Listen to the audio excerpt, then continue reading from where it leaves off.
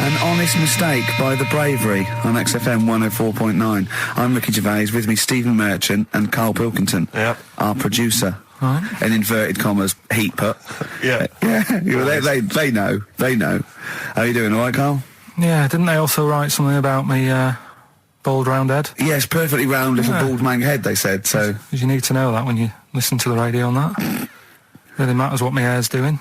Your hair, have you given it a little polish? Because you look like a cue ball at the moment, and you've had a shave in it. I've never seen such a round head. It actually looks like a plate with ears. Yeah, well, for those that have never seen Karl, I actually, if you remember, I think he looks a little bit like Mr. Spoon from Button Moon. He does. If you've ever seen that show, and also he looks like, you know when they say they find with a little 4-foot human and it's actually 500,000 years old and they give it a name and it's the first, Australopithecus into. Right? He looks like one of them as well. Perfectly round little. He is the missing link. He looks half human, half monkey. Because he's got a slight slouch as well. So yeah, it's like those pictures where you see it going from an ape to a man. He's one of those in the middle. Yeah, and of course his monkey hands, his hairy little wrist to those skinny little things that you can get oranges out of holes with, and it's unbelievable. Why are you so all shaved and polished and everything? Got a wedding.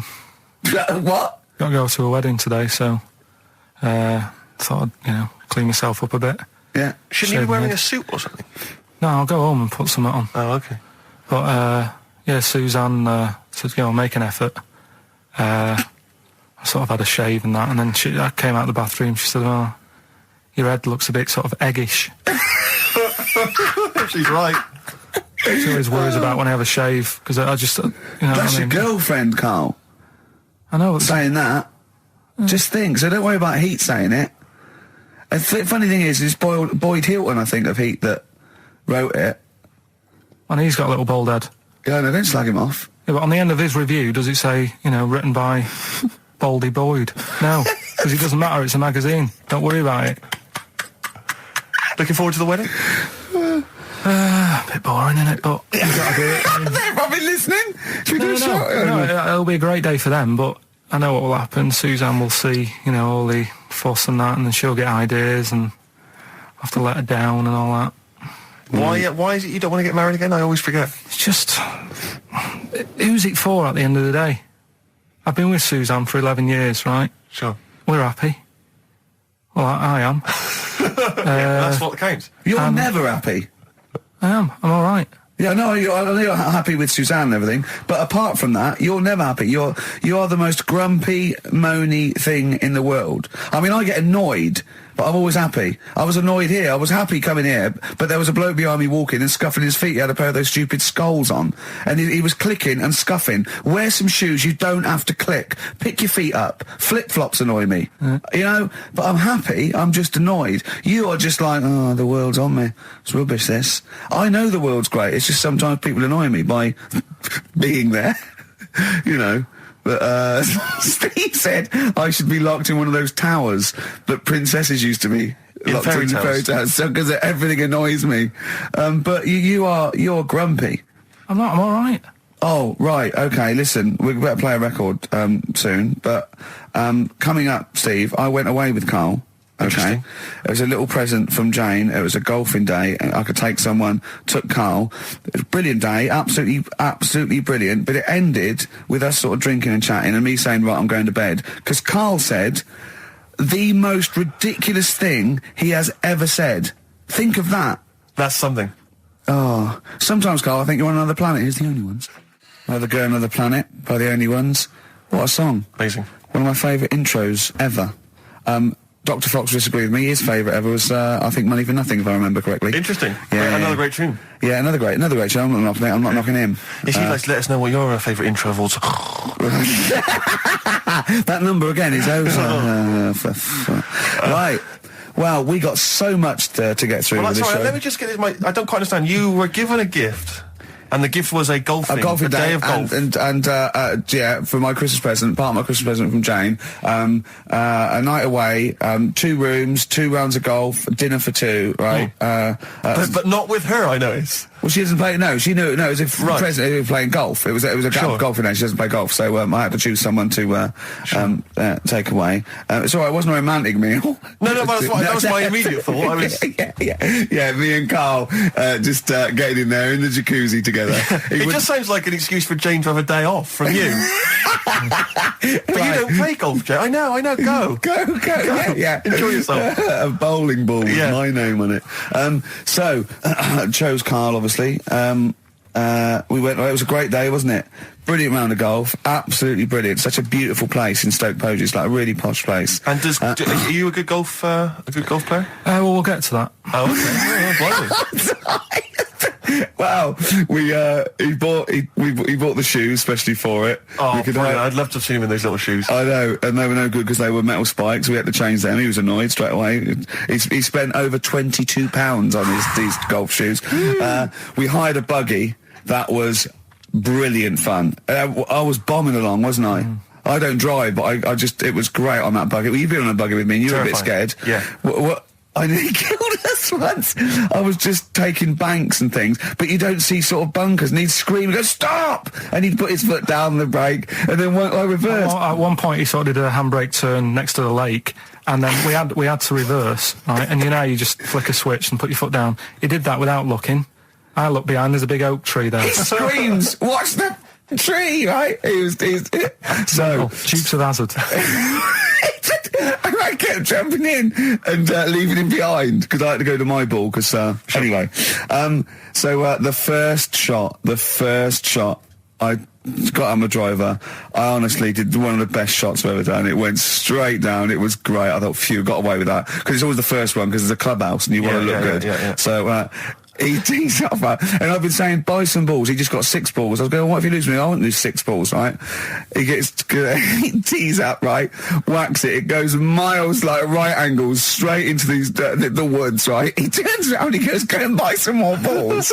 So I'm laughing because it's like impolite to laugh, but he broke the ice for me, and I was falling around. And then his second shot, I go, you're off a 3 now. If you take another shot, he went, oh, right. So it's his third shot. He puts the ball down. He hits the ground before it and misses the ball altogether. And I was on my back, wasn't I? Unbelievable. Actually rolling about on his back. And we were terrible. I went round 107. He went round in like 119 or something. Sure. It was just rubbish. How long did it take? 5 hours. Of course. And there was no one around, luckily. But it was fantastic. So then we go and have our meal. What annoys me, I said, right, I'll go for a run. He went, I'll have a bath. I said, I'll see you at 7:45. At 7:55, I have to call him. He's not ready, so he's let me down there. I can't stand lateness or laziness. You hate lateness. Yeah, and he's let me down. Do you know his excuse? He fell asleep in the bath because there was no light bulb. There's no light bulb in the bathroom. So instantly he fell asleep, and he was late. No, do you know what I mean, though, Steve? If you're sort of, like, nice and warm and what have you... I was tired anyway. I've been stressed out for 4.5 hours, right? My life flashed in front of me a few times in that buggy. So it's all sort of wears you down a bit. I thought, right, I've got a headache. You're going for your run. I'm going to have a bath. I walk in, put the light on. For some reason, it didn't come on, but I thought, it's all right. I'll just... doesn't matter. You can have a bath in the dark. Summer, so it's light anyway. Well, there's no windows in the bathroom, so... So you were in the darkness? So I'm in the darkness. I nod off because I'm shattered. He calls up, hassling me. So I said, well, it doesn't normally take that long for me because, I haven't got, like, long hair. I've got a dryer and sure. I can sort of one wipe. Yeah. He's already 10 minutes late, though, when I called. Well, 10 minutes. 10 minutes. Late. This is late, next. Doesn't matter. Dinner wasn't until 7:15, so we had, like, another 20 minutes anyway, so it doesn't really matter. Yeah, but we said 7:45. So he's calling up, hurry up. So I said, yeah, all right. So I get out and dry and like my tackle and what have you. Calls back again 30 seconds later. No, I don't. I don't like that. Not do that, no. Give it a wipe. 30 seconds later, come on. So I end up going downstairs to the meal area naked with a wet shirt on and wet socks. I've got headache as it is. Meant to be a relaxing weekend. But anyway, so we have our meal, which is really nice. And then we're sitting in the bar. I'm having a cigar by the fire. Yeah. Like, we're having a rather nice Pinot Grigio. Yeah. He's there going, I've got an headache. Is this 1955 that you live in? I know, yeah. It's so right. And we are knackered because he's not used to work. I've seen him moaning, falling asleep. He's not used to it at all. And you've been on your feet for over half an hour. Yeah, right. So we didn't even walk around the golf course. We had a buggy. It wasn't even exercise. So we get onto conversations. He's talking about. He's asking me stuff about evolution. Tell me that. Why did the giraffe? What's that rubbish about the giraffe getting a long neck? I said, well, it didn't try and get a long neck. It was selected because anyway. I went into evolution from him, and he said, but why would evolution do that? I went, well, you think that evolution didn't do anything? There's not this consciousness, there's not this will that a giraffe has to stretch its neck to reach the leaves. One had a long enough neck to survive and pass it. He was going, yeah, but why did evolution... this isn't. But by the way, this isn't the most stupid thing. This is warming up. This is about 8:45. Sure. Right? He said, "Why didn't evolution make a giraffe good at carpentry so it could build a ladder?" Right. Yeah. Okay. Go, all right. Okay. So he's thinking around it. He's trying to pick holes in evolution. Yeah. We get on to, I said, well, things are, I said, we can see the speed of evolution in lower life forms like bacteria, viruses, they evolved. That's why soon we won't have an antibiotic that can kill some certain bacterial strains. And he said, and this is about 11:30, and I said, I'm going to bed, right? He said, in the future, they reckon that you'll be able to wake up and eat a yogurt you can have a chat with. I don't know what that means. Let's put a song on, right? And we'll come back to it. So you're going to explain that? Yeah. You've got an explanation? Yeah. The Verve and Sonic on XFM 104.9. And Ricky Gervais, with me, Steve Merchant and Karl Pilkington. So let's just get this right. What did Karl say? He's just specifically giving those words again. He said, they reckon, and I said, I'm going to bed. He went, no, really? I said, no, I'm going to bed, Karl. There's no point now, because, it's just like you're talking gobbledygook. You know what I mean? I might as well talk to a pot plant. Yeah. He said, in the future, they reckon, I don't know who they are. Sure. I don't know, people who post things on the internet that he reads. I think. The Telegraph. Anyway, complete the sentence. They reckon that in the future you'll be able to wake up. I love it. There's always a little scenario, an embellishment, like this little. Oh, hello, darling. It's your yogurt. Hello. You'll be able to wake up and eat a yogurt you can have a chat with. All right. Well, thanks for that, Rick. I'm looking at you. I'm going to throw that over to Karl now. Right. It's when I was away on holiday, right? I got. I don't normally buy the Telegraph because it's too big and that, innit? So, but they were giving it away for free on the plane, so I thought, ding dong, might as well have it. Mm-hmm. And I saw a couple of things in it. I thought that would be interesting. I saw this thing about the future, and it was talking about evolution and what have you, right, which I always find weird, because I always think that maybe we've sort of done it wrong anyway. Do you know what I mean? I sometimes think you can't evolve. By definition, evolution can't get things wrong. Things change, that it's not successful, it can't pass on its genetic material, or but if you're around, it's working. If you're around, it's working. Slugs are as evolved as they need to be. Slugs are as evolved as you and me. That's true enough. Yeah. No disrespect, but it works. It works. Sorry, they're around. What's your point, Karl? No, I mean, I think we probably would have been better off staying as a fish. Just because there's more water than land, isn't there? Right. And you wouldn't drown. This is why I went to bed. No, I can imagine. I'm thinking of dozing off now. Yeah. No, but it went... do you know what I mean? From... What was it? It was bacteria, it was fish, mermaid, man, onwards and what have you. So anyway... Oh God! No, there are a few knowledge gaps in your theory of evolution. You generally got it right though. So I mean, basically, it went bacteria, fish, mermaid, man. So what's next is the big question. So it was telling you all about this and what have you, and saying how like we shouldn't have interfered, because maybe if we wouldn't have invented planes and what have you, maybe we'd be able to fly and what have you if we really needed to and stuff like that. Okay. So we've interfered with evolution, you see. Right. Well, then it was saying, well, what's the future got? Well, yes, in one way we have interfered with evolution. Yeah, the evolution of the human being in society is changing. It's no longer based on the strongest or the fittest, because medical science can keep us alive long enough.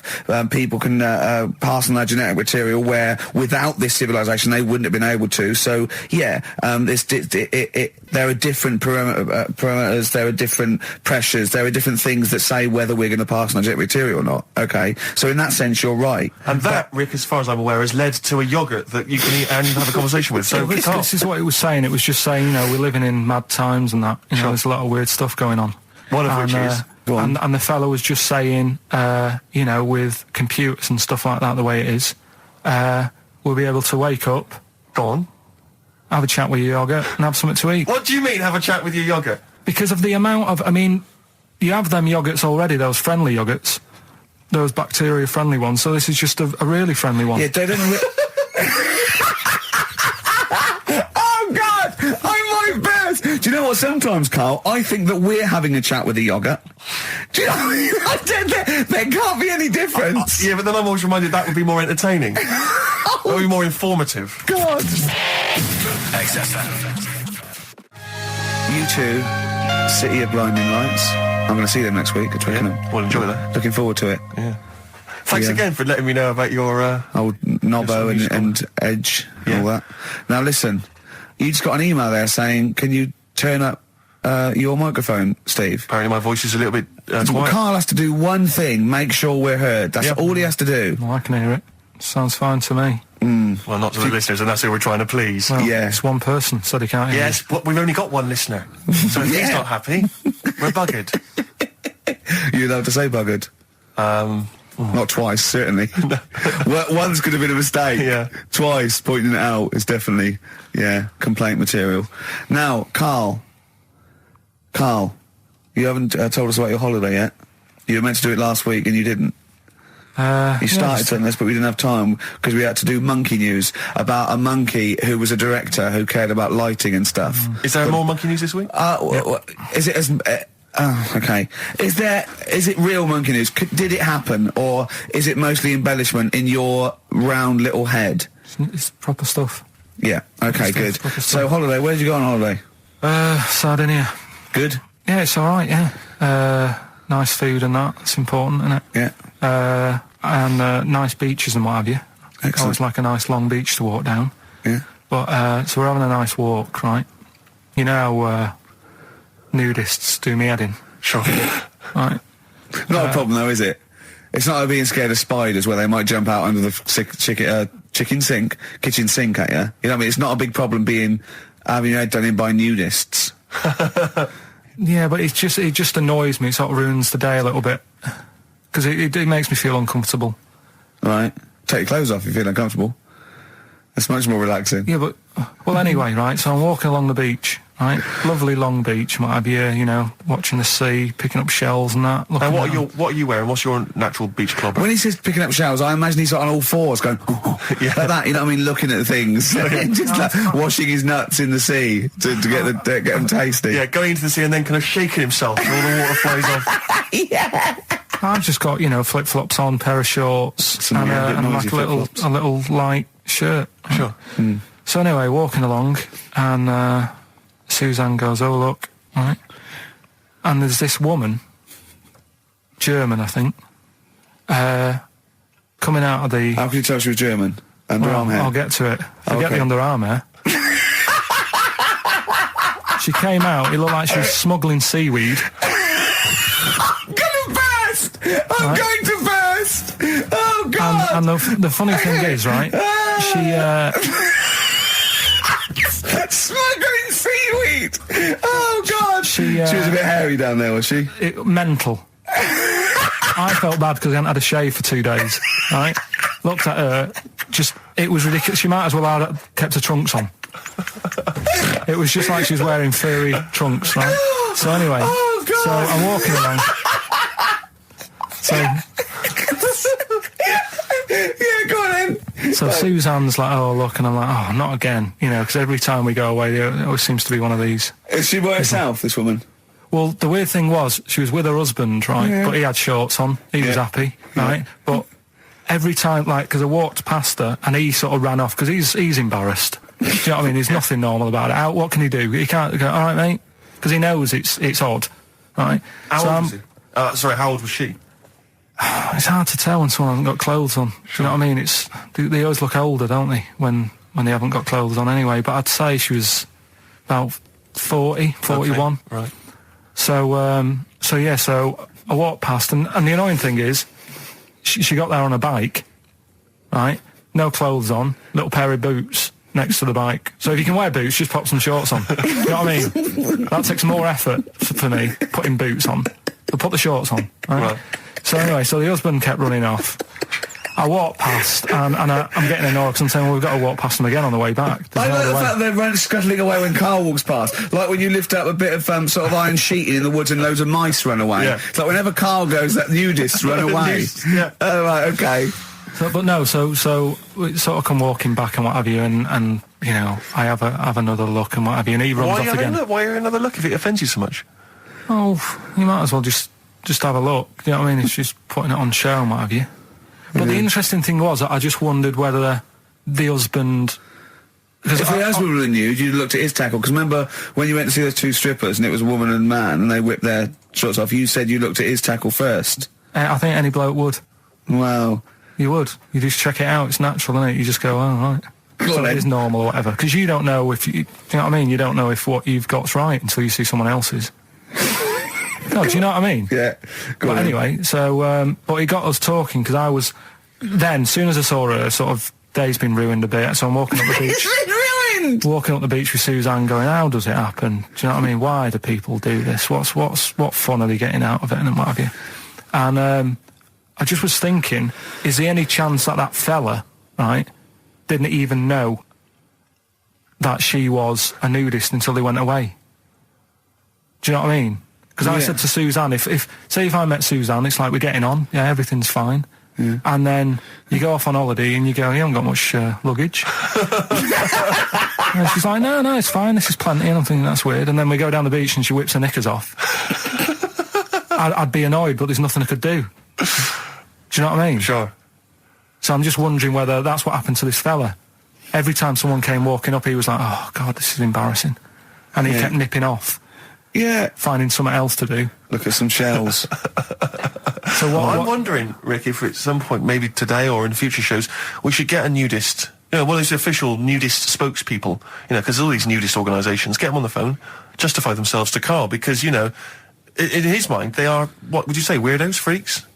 I don't quite get it. I was reading something in one of the supplements last weekend, and some journalist went round to some, whatever you call it, some resort or whatever for nudes and that. And it's Were they playing volleyball? Well, the annoying thing was, bowls. Why is that annoying? Well, don't play a sport where you've got to bend over.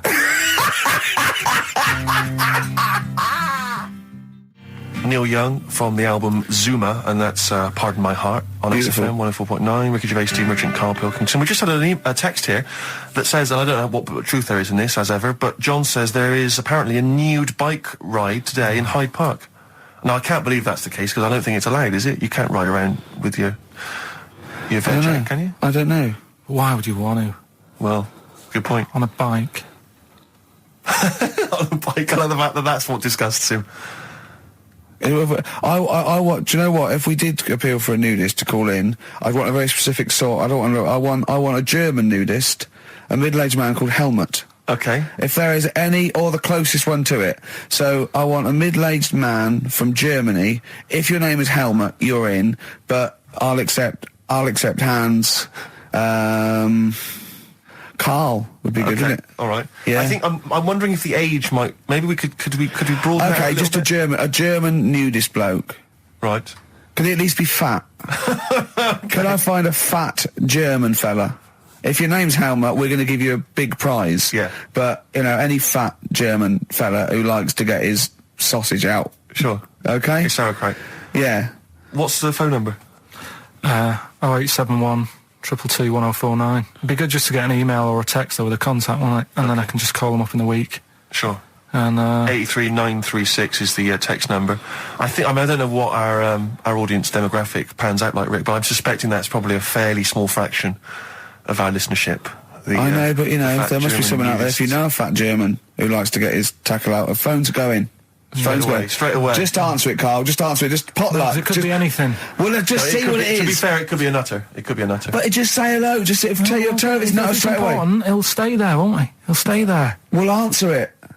Answer it. Leave it. Answer it. Oh, you see this? It's gone. It's gone. There you go. He bottled it. So, just as well. Well, you took too long to answer it. There's a vicar in Australia who started sort of doing his services and all that in nude. Hot, isn't it, out there? Yeah, but the churches aren't. Churches are pretty cold. It was on some website. Of course it was. Yep. Just saying about a vicar and that who's there's a lot of nudists and that who want to get married. Do it, don't mess about with the wedding dress and that. Just snip up. Cheaper, isn't it? Well, I suppose it's so. I suppose if you believe in God, you believe that That's the way to be, innit? Because Adam and Eve and that. Yeah, but then in Adam and Eve, the shame made us dress up, didn't it? Yeah. Eating the apple and things. Yeah, but God didn't want that, did he? No, he wanted to see it all. He was loving it. He was having a whale of time getting a life full of all of that, and then the snake said, cover yourself up. Stitched him right up. So if you believe in God, which clearly I don't, do you believe in God, Carl? Don't know, I don't really worry about it. It was ages ago, wasn't it? So, you know, if it's about, whatever. Not that bothered. Adam and Eve is pretty interesting though, isn't it? It's not, well, how is it interesting? He made man out of dust. Then just because he could, he's having a laugh. Then he made her out of one of his ribs. Again, he'd like to vary it a little bit. Then they had 2 sons, which gave rise to the entire human race. What was going on there then? What would have happened if they didn't get on? That's interesting. Sometimes with pandas, they don't fancy the other one, do they? They go, well, that's my choice. One. You've brought me one panda from Lisbon Zoo, and I've got to shag that. What if I don't fancy it? What if they bring in a right slapper? Do you think what if it's the equivalent of like Love Island, whatever it's called? It was like Celebrity Love Island. Yeah, and they're going, I am not shagging that slapper. Every panda in the world has seen that dirty old mott in magazines. Why am I meant to mate with it? I've got some dignity. Are you talking about Adam there or Panda? Was that... either is fine, I suppose. No, do you think that Adam had any say? When God was making Eve, was he saying, can make the boobs a bit bigger, would you? And then... I'm a blonde guy, I'm into blondes, really. I mean, I don't know, did he have any input, or was it just... I don't know. Well, I suppose it was one of his ribs. I know, but he's probably restricted. You go, well, I'm working with a rib, Adam. Give me a break. There's only so many things I can do. Well, he was probably in kind of intensive care, wasn't he? With the whole. They go, well, I can't just keep making the boobs and things bigger because their legs will get short. I don't mind short legs. Yeah, make the legs longer. I don't mind no legs. I don't mind no legs. As long as the boobs are sizeable. I tell you what's weird though, Steve. Right? Everyone's heard of like Adam and Eve. Yeah. What's the surname? Yeah. Where'd they get their post from? Unbelievable. Now listen, before you play the next tune, we should just, we were trying to mop up some stuff from the last couple of shows, which we haven't dealt with yet. One of which is an obsession of yours, because we're on a radio station, Ricky and I come in, we bring in CDs, music we love, it means so much to us, we adore it. You don't really care about music, you work at a radio station, it's just, I don't care. I do. No, you don't. I do like a good track. I don't like everything that comes out and everyone raves about. Yeah, you thought the iPod wasn't worth it because you named the 5 tracks you'd like. What was it? It was In the Ghetto, Babushka, Living in the City. What was the other one? Killing a Georgie, and there was one other one or something. And you just only like songs with a story. Yeah, but then there's a reason to listen to it, isn't there? Well, no, only story once. going on. No, because you might forget the ending. Listen to it again. Yeah, anyway, you've been listening to Babushka quite a lot, is that right? Because you've really got into your head now, you're trying to decipher the story. When I've been sort of asking for songs with stories, people have texted in, emailed in and whatever, and I've had a couple, last time we did the show. So I've gone, oh right, that sounds interesting. And Babushka, when I was away on holiday, I listened to it a few times because I like the story. It's a good little story going on. You got some thoughts on it there, have you? A couple of questions. Will we have a listen to it? Well, let's have a listen to the track, and then I know you've got some queries you'd like to raise. It's just about a woman, innit, who, I don't know, she's ugly or something, aged badly, and her husband gets bored with her. Have a listen, see what you think. Right? XFM. You're listening to Magic 105.4. That was all the way back to 1979. Kate Bush, Babushka. So, we would like your suggestions for songs which have stories in them, which may entertain Carl. They could shoot to the top of his list. What do you think of that, Carl? That as a little story there. I like it, but... So she tests her husband. Yeah, she writes him letters. She gets a letter back. It's a pseudonym. Babushka's her pseudonym. It's not a real name. Her real name is Molly Strank. From Ealing, and Eve responds. He goes, "Oh, he's So in real terms, he's having a bit of an illicit affair behind her back because he doesn't know it's his wife." So he goes, "Oh, well, I'll take this a bit further, see how far I go." He turns up. She turns up, he gets it on with her, and he's falling for her because she's acting like she used to act, was he just playing along with it? Was he like, No, it's not, because they'd have said that in the song. They don't leave it up to... Some people do that, don't they? Well, it wasn't. Kate Bush would have said, and by the way, he's playing along. She'd have given us a clue. He's not. He's fallen for it. She went long incognito. He thought it was another woman. But how much work can you do to yourself to... Say if like, I wrote a letter to Suzanne, right? Saying... She'd know it was you. It'd have egg stains on it. It'd be spelt wrong. No, and you'd sign it Karl, crossed out Babushka. I wrote to her... I won't pick Babushka. I mean, that's a ridiculous name. That wouldn't have worked anyway. You just get a vision in your head of... I wouldn't have answered a letter from someone called Babushka. It's not the point. If Kate Bush is listening, please call in, because I'd love her to have a conversation with you. I mean, that would be good. Forget Helmut. No, Helmut, you keep trying. A fat German. We want Kate Bush and a fat German. What I mean is, though... Now, wait a minute. What worries me is he didn't answer the last phone call. What if Kate Bush does phone that? Well, if anyone knows Kate Bush, give her a call now. She's probably not listening. She's probably doing yoga or something, I imagine, or making a lentil soup, or maybe just like repotting some plants, right? Or practicing piano, right? But if anyone knows Kate Bush, got a number, call her up now. Say, tune into XFM. There's a little bald mank fella wants to talk to you about Babushka, right? But how much? But Helmut, don't worry, you'll get your chance. The phones are going. That could be Kate Bush. Could be Bush. It's not. Don't worry about it. That could be Kate Bush. I know for a fact it isn't. Okay, answer it. XFM. Half Light by Athlete on XFM 104.9. Ricky Gervais, Steve Merchant and Karl Pilkington. Karl, right. 2 o'clock. Let's get Rockbusters rolling. I should just, if people aren't familiar with Rockbusters, then someone has actually sent in one of their own to test Karl. They've used, I think, the same principle that Karl has, which is, utterly random. Yeah. As you said before, really just try and think of something that he might be thinking of. Sure. So I'm going to... I mean, she's done it quite coherently, but I'm wondering if I should sort of say it more as Karl might say it, just slightly less... More different every time. Yeah, slightly less coherent. So, Karl, this is one for you, all right? Go on. It's Sunday morning. I'm just... I'm in bed, but I don't sleep, but, like, Hollyoaks is on, the omnibus, I'm just watching that, I go and make a lovely cup of tea, in the bed with Suzanne, aren't I, having a cup of tea. What's going on there? Just watching the telly and that, but hang on, I haven't got anything to dunk in me, in my tea. I haven't got anything to dunk in my tea, have I? Yeah, I haven't got anything to dunk in there, and I'm just having, what am I doing? Is it LB? It's LR. Oh. LR. So... have a think about that one, Karl. I think I know it. Yeah? Do you? Go for it. Go on. Is it Lionel Richie? It is Lionel Richie. What's your logic? Sort of lying in, lying ill, and it's like... No rich tea. No rich tea. Yeah. No biscuits, no rich tea. Lying, no rich tea. Lionel Richie. Lionel Richie.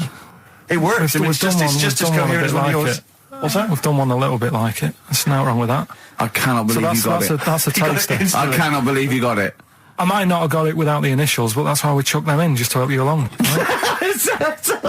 So what have you got for us this week? We've got 3 of them. By the way, don't bother calling in Kate Bush, because Karl doesn't want to answer the phones. He says Kate Bush is not going to call, so it's all going to be nutters. So we apologise. He's got one thing to do. He didn't even get the sound right, because someone was complaining about they couldn't hear Steve. He's got to do Monkey News, which is always twaddle, and he won't even answer the phones now, so I don't know why he gets paid. He takes off Mondays, because he works Saturdays. He gets paid for Saturdays. He takes 5 weeks holiday a year. Not off Mondays and he moans. Not off Mondays. Wow. Right, what have you got for us? Right then, the first one. There's a vehicle that sells kebabs. Right? There's a vehicle that sells kebabs. Initial B. Right? B. Right. Right? Have you worked that one out? Of course I haven't. Right, the second one. You're asked if you want that bit of the egg. You what? You're asked if you want that bit of the egg. You think about it, but we sort of decide against it. And again? What's going on there? You're asked if you want that bit of the egg. You think about it, but you go, I'll go against it. Right? I've got it. Is initials W-Y-O? Yeah. Got it. Right, so... Okay. Yeah. That one works. Right. No, it doesn't. No, it doesn't. No, it doesn't. And the last one, I don't think this burger will catch on.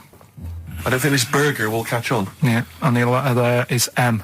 So you just text or email in with the answers and win some stuff. What have we got? We got some prizes. We got another box set of the League of Gentlemen. This is instant gratification, but you go into a draw for something bigger. So what have we got today? Yeah, well, today this is what you're taking home today.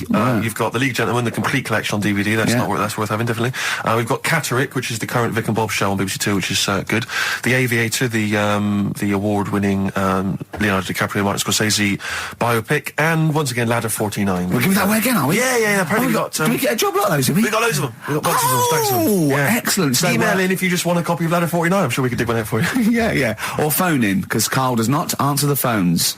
Right. And remember, the winner goes forward into the chance to win the big prizes, the signed Homer drawing, the signed Nigel Tufnell poster. And you go to rickygervais.com and see Matt Groening actually drawing that to verify it. But Lloyd Cole won't.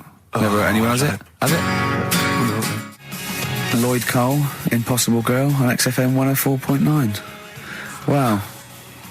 Rick, I'm just reading an email we've had, and it is indeed true. Scores of naked cyclists will be wheeling around London today in a mass protest against oil dependency.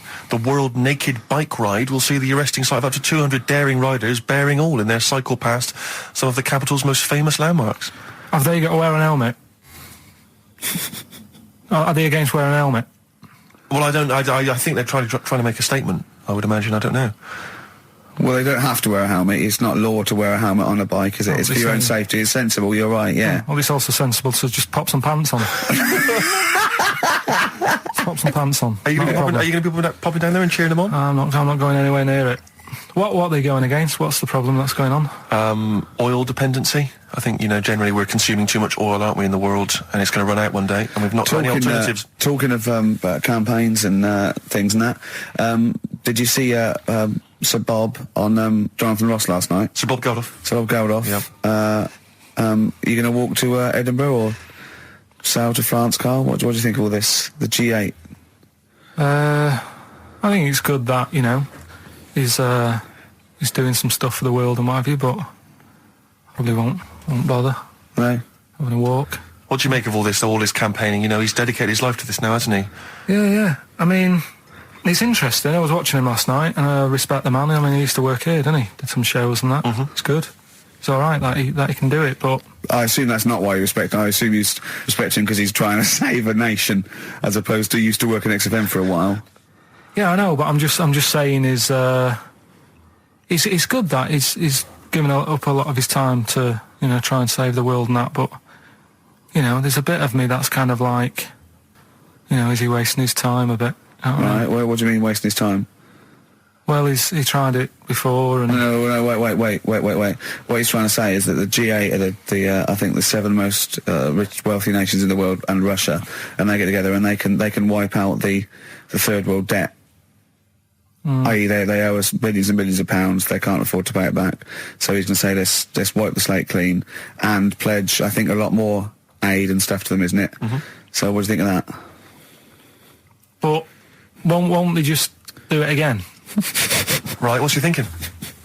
No, I knew I had a little diamond in the rough here. I mean, obviously, I admit I brought this up because I really wanted to know what Carl thought of it. Sure. Yeah, I had ulterior motives. It wasn't just for awareness, for the very worthy cause. It was because I know. Look at him looking at me. Look at him. He looks at me like a cat. Honestly, it's like there's nothing behind those eyes. Right? What do you mean? They're just going to run up the debt again, you think? Well, what I mean is, right, when I was a kid, right, and I wanted to go to the arcade, I'd borrow £1 off my mum, right, and she'd say, don't come back asking for more and what have you. But I'd have a go on a pinball machine or whatever, game on a fruity, and then go back, and she'd go, can I have some more money? And she goes, I gave you £1 before. And I go, I know, but I'm on holiday. And she goes, there you go then.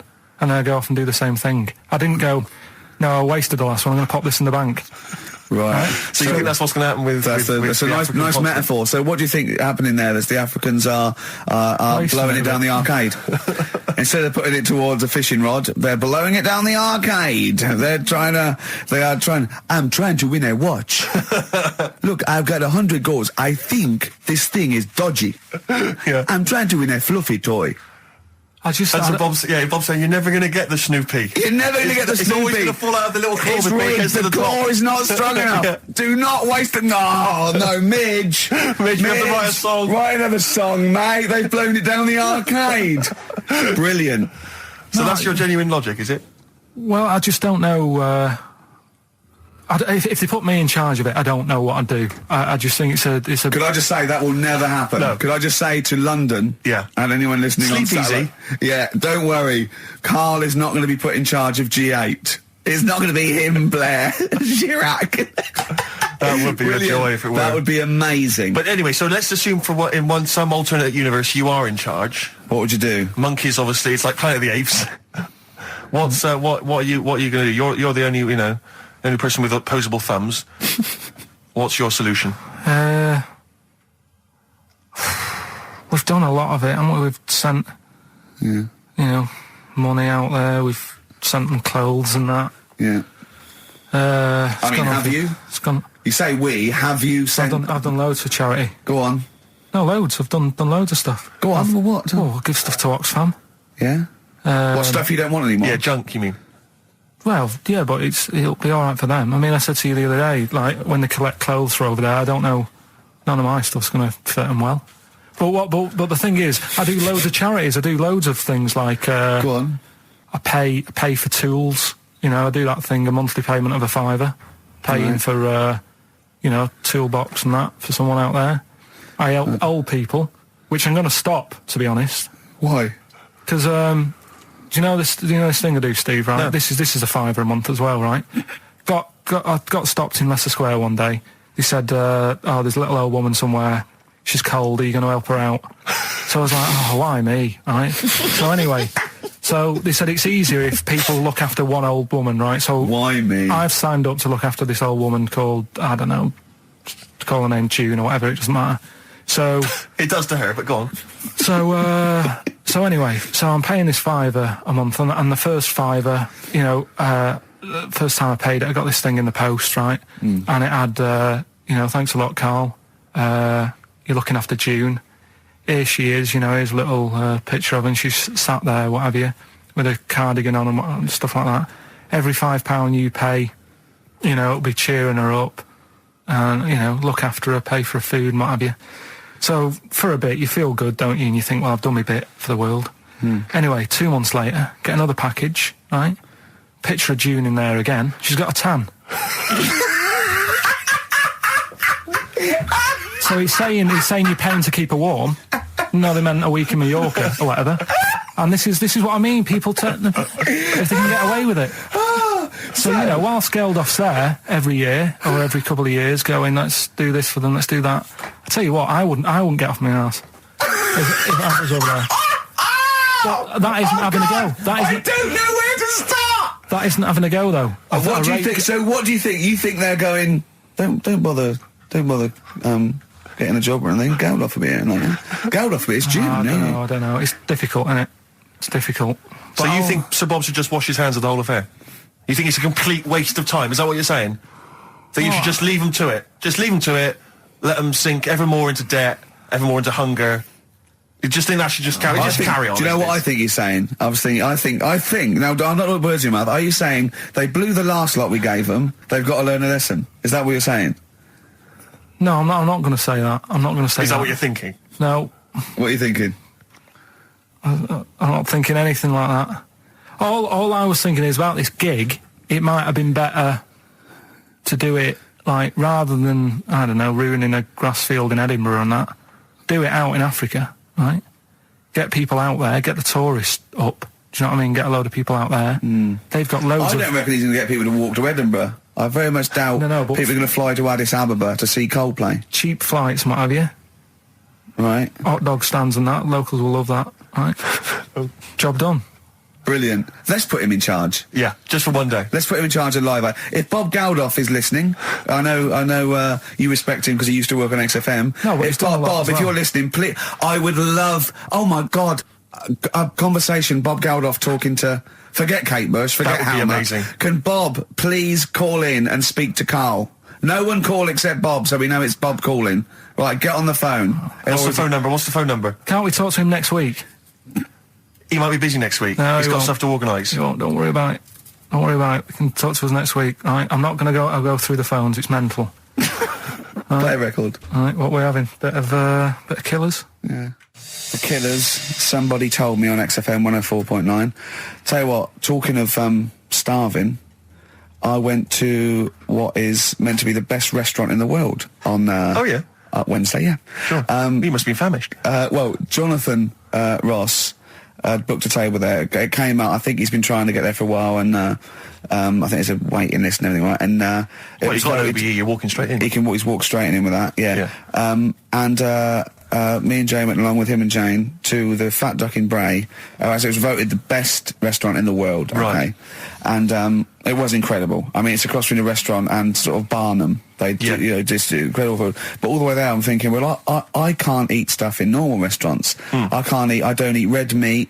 I'm squeamish about things like seafood, anything that's got too many legs, or was a crustacean once, or feeds on worms. I knew that one of their signature dishes was snail porridge.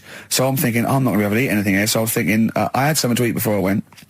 And I was thinking, they better not have mucked around the bread, right? Got there, beautiful. And it was really quite fantastic. And I let them know straight away, that I was a Philistine, and they really accommodated me. You know, I didn't have the snail porridge. They put mushrooms in my snail porridge, which was more of a risotto, and there's tasting menus and that, and it was really fantastic. But Jonathan, halfway through, on the way there, I don't like travel well, on the way there, he actually phoned me and said, "Why are we taking you to this restaurant?" Good point, very good point. They know, even if I go around there, they cook me sausage and mash. Yeah. Or, do you know what I mean? Well, you have the palate of one of those kids from the Jamie Oliver school dinners programme, he's got the lovely Jamie Oliver cooked, kind of ratatouille, but they're going for the sort of chicken Twizzlers. What's wrong with chicken? I love chicken. I like the chicken I can eat. I'm squeamish about red meats. There's nothing it's a mixture of, it's not morals. There's only one thing I don't eat morally, that's veal. But the other thing else is just like, if it's got eyes and legs and things sticking out of it, or but it hasn't got eyes and legs things sticking out of it. What are you talking about? I mean, it just infuriates me. I actually got to a point now where I refuse to eat out with Ricky, because I can't, it just sucks the life out of me. It actually makes me depressed. I can't enjoy the experience. If you go to an awards do, they bring out lovely food, 3 courses, always and lamb. You're whinging. You're always salmon, whinging. Which is hardly cooked, followed by lamb. Lovely bit of lamb. Who doesn't think lamb is the best of all the meats? Oh. And you whinge, you complain, you look at Jane like a little boy who's like, "Oh, Mum, why have you brought me here?" You are just... and I tell you, and I put it at the, I don't want to, badmouth people, but I suspect it's your family. I suspect it was your upbringing. I imagine, that if I came to your house, late 60s, early 70s, came round to your place in Reading, it would have just been the smell of chip fat. Always just on. Everywhere. Pervading, just one of those chip fat fries that's just, like you say, constantly, 24 hours a day, I used to eat just bubbling away. I used to eat beef and pork and that, and I used to have to, eventually, when I was getting sort of squeamish and getting older, I'd make her burn it so much that it was just like chewing on a piece of leather anyway, where I couldn't stand the sight of blood or so. A salad in your house would have been a pickled onion and a packet of crisps. No, a salad in my house, right, was when it was summer, we were out in the garden, lovely salad, grated cheese, grated egg, 2 bits of beetroot with your leaf, a pickled onion, and a packet of crisps. And that was a salad. But now is that? Do you agree that is probably the reason why you've got this palate? And it's not even a palate. That's too nice a word to use for it. I've got more squeamish as I've got older, because I say I used to eat beef and pork. What do you mean squeamish? I don't understand what you mean. Squeamish. If I suddenly think about it, I can eat like it has to be blasted. It has to be unrecognisably an animal. You know what I mean? I mustn't see a bit of pink or a bit of fat. So if we were in biblical times, and you're there, and Jesus Christ has just fed 40,000 with some fishes and some loaves, you'd be going, "I'm not into the fish, JC." I say take the head off, really cook it, take the skin off. I can see a bit of spine. And unless that bread is mighty white, I'm not interested. No. Yeah, but the thing is, what he hasn't said is, he gets frustrated because we have to go from restaurant to restaurant for something I can eat. But the reason we've only got about 3 restaurants to choose from are that because he doesn't want to spend more than £5 at lunchtime. At lunchtime? If I was going out of an evening, you'd spend a decent amount of wallop. But lunchtime, Would you? You'd be happy to spend 20 quid on lunch. Imagine that every single day.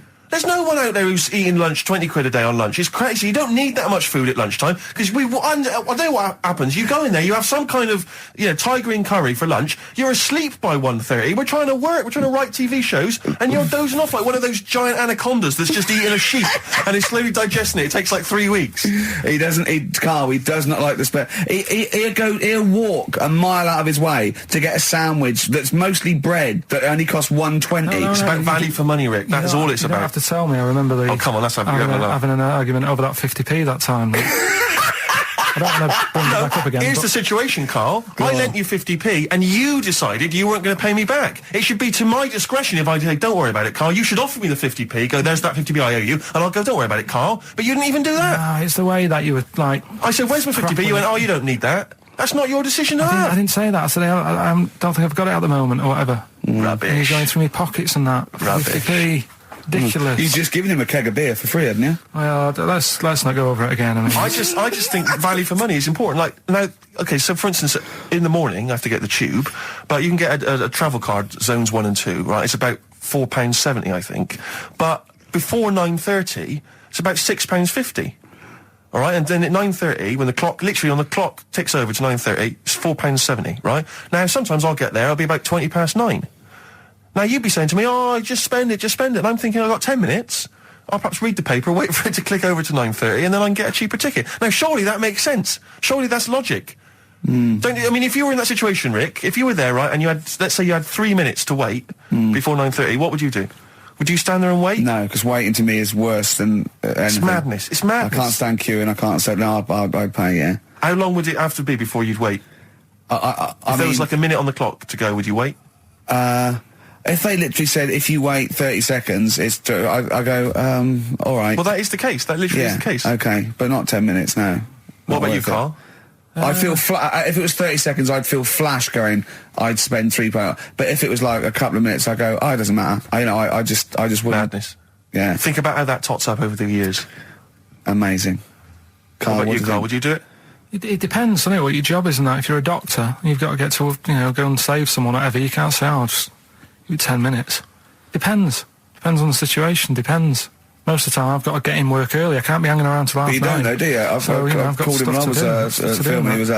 I've seen him do one day, right? I've seen him for one whole day. He went away. He fell asleep at 7:45 in the bath because he was knackered. So, he has 5 weeks holiday a year. He's taking the piss. XFM. Feeder. Pushing the senses. Quite a food-related sort of show, isn't it? It is. Thinking of gluttony, did you see in, I think it was Heat magazine, it was former Pop Idol winner Michelle McManus. Oh, yeah. She's lost a lot of weight. Oh, yeah, she's lost 5 stone, hasn't she? Please see that the headline was, I used to eat 12 packets of Doritos a night. At night. 12 packets of Doritos. I just like the idea that you got to 11 packets, and you're thinking... One more still a bit peckish. One more do it. Yeah. yeah. Oh, unbelievable. But someone sent in a couple of odds and ends news stories, they've gleaned off the web. And apparently Britain's fattest family have shed 23 stone. One of them died. Between the 5 of them... Oh, come on. Between the 5 of them, the Phillips family from Worcester weighed more than 100 stone. Jesus. Well, how many are there, though? They spent 5 of them, and they spent £300 a week on food. An evening meal consisted of an all-you-can-eat Chinese buffet and another ice cream stop at McDonald's. The mum, she was generally happy, like Carl is, but she said she used to get upset when she couldn't buy clothes for her kids because the shops didn't stock anything above XXXXXL. It says Mitchell, 13, was the heaviest of the 3, weighing at 27 stone. By the age of 4, he was Britain's fattest toddler, weighing 10 stone. Is that competition still going? He broke 5 bikes. He broke 5 bikes by buckling the wheels. Oh, that's I know you're always kind of it? fat kids, Carl. Chasing an ice cream van. Yeah. But the bike just fell apart. Yeah. Who knows? Maybe now he's on that new bike ride, because he's lost some weight. Oh, that would be painful, wouldn't it? If one of them buckles. Yeah. Well, I've got another food-related item here. Now, Carl, I got a little email via my agent sent from someone here, okay, sent from someone at XFM, okay, and I won't say it was, she just said, I thought this might be good for Ricky to use on Saturday, and obviously what happened is Suzanne has sent you an email in the week, it was Wednesday, and you've returned it, but I think you've returned it to the wrong email address. You returned it to someone here who, of course, immediately forwarded it to my agent for ridicule on the show. Don't panic, it's nothing that bad, okay? It's an email from Suzanne talking about your tea that night. Was Suzanne out on Wednesday night? Was the an England game or something? Yeah. So you were alone. You were home alone, were you, Wednesday night? Yeah. Did you enjoy your meal? Was it a quiche? Go on. Right. From Suzanne to Karl. Take the quiche and put it on the baking tray. Cook for 30 minutes on 190. Take lettuce and put on plate.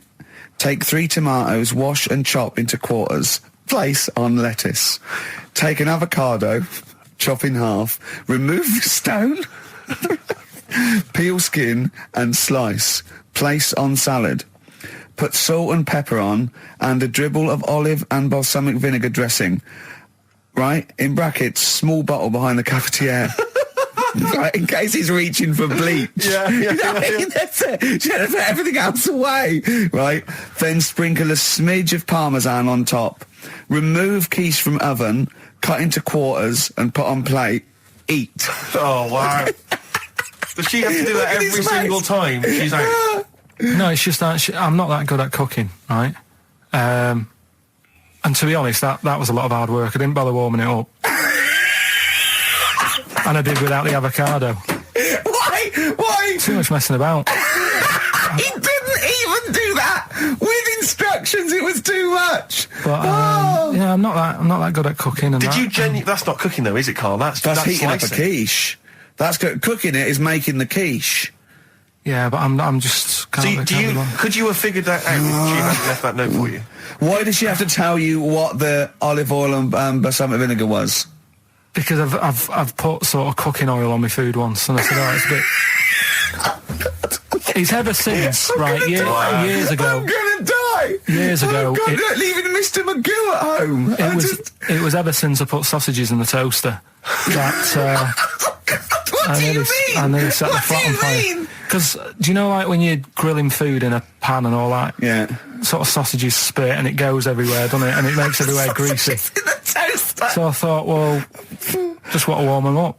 Yeah. Bung them in the toaster. Yeah. What happened? And she sort of caught. Well, they got stuck and they sort of caught on fire. I imagine. She came in just as I was sort of plunging it, and Marty came in from work. She said, "What are you doing? I said, I'm in sausages." Well, the oven isn't on. I know they're in here. What? You turn it off? Panicking and that. But I've never been into it. I've never been into cooking and that. At school and stuff, I didn't bother doing it.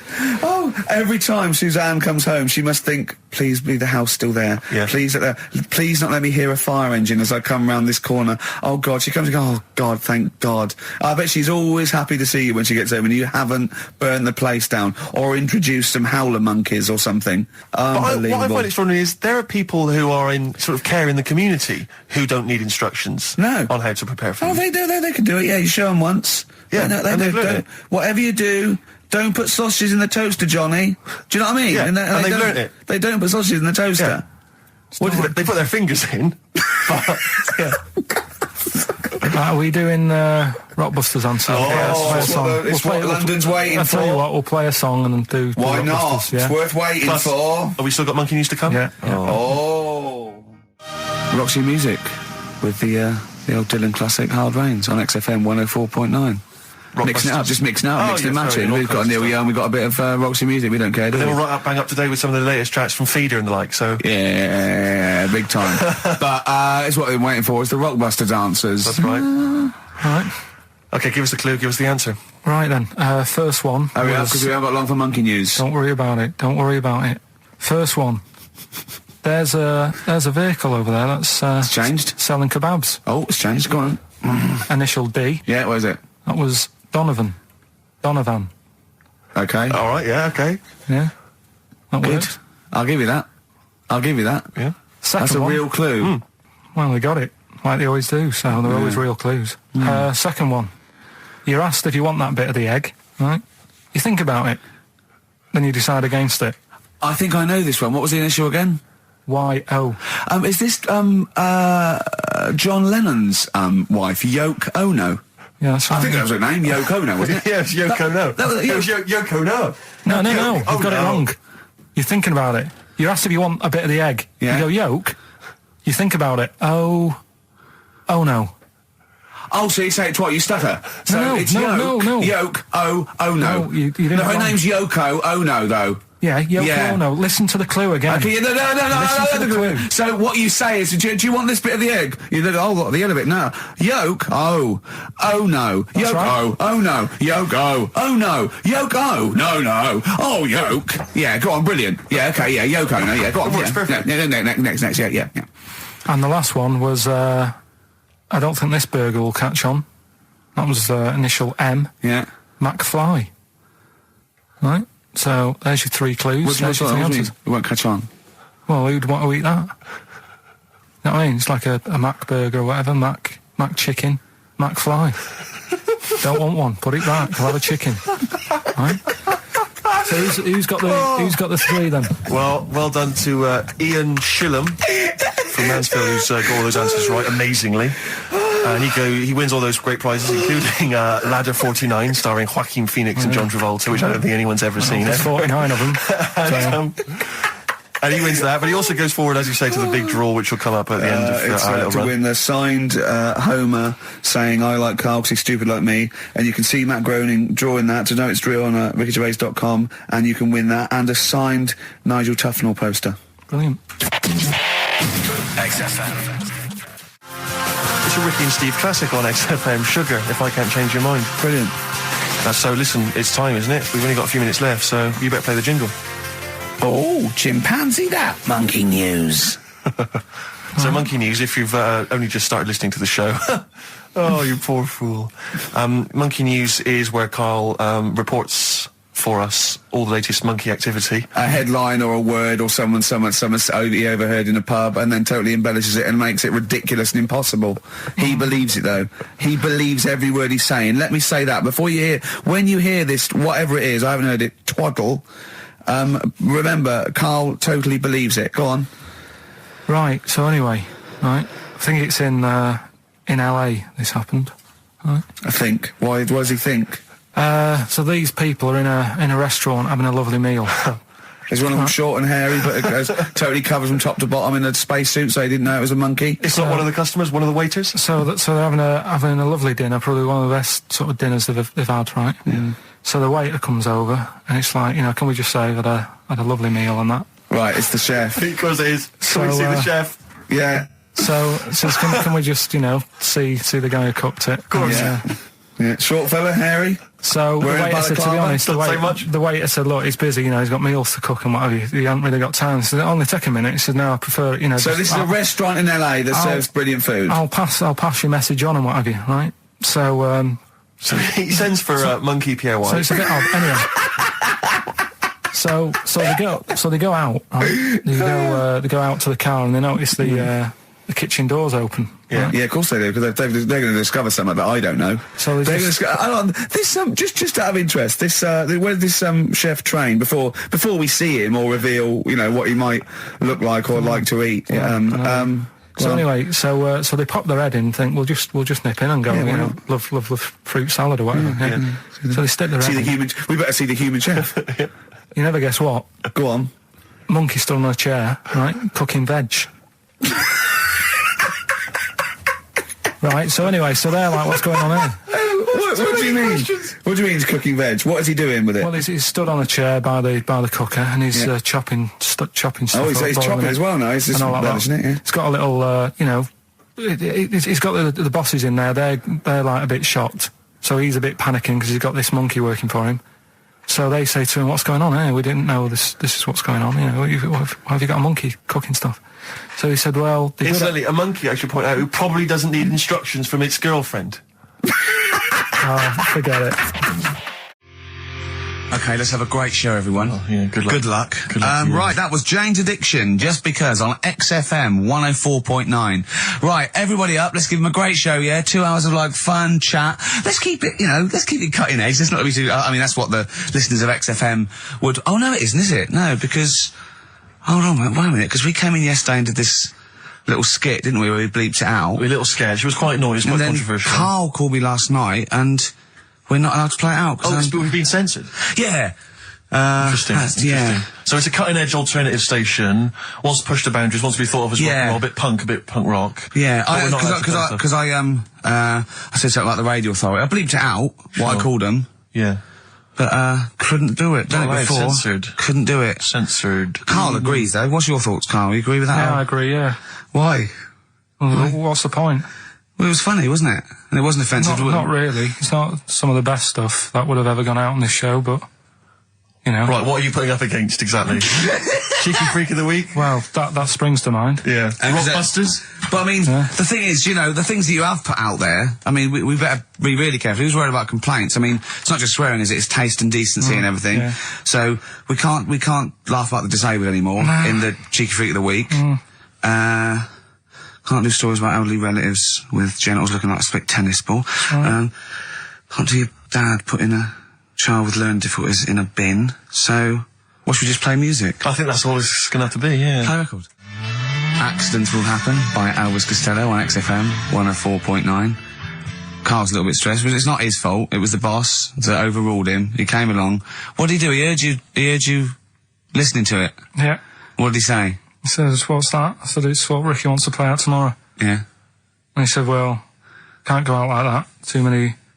But they're all bleeped. We bleeped the swear words. Yeah, but he didn't want it to go out. I mean, you got to remember, right, you came in yesterday to have a chat about what we're going to do. Yeah. One of the topics that I said, let's talk about, which I came up with, was... Let's talk about swearing. No, you said you never had a problem with swearing. We said normally, yeah, that's right. And then we did the thing about, isn't it funny that you can, the thing about you can bleep a swear word by taking out the vowel. So we're going, so it's the vowel that's offensive, and we did a little sketch around that, and then ended, he wanted to completely obliterate the word in the end, didn't want to put the thing in that we said about the radio authority, which I think it was valid and wouldn't have got a complaint. Yeah, but at the end of the day, he's the boss, and what he says goes, doesn't it? Sure. So, yeah, I was just going to say, right.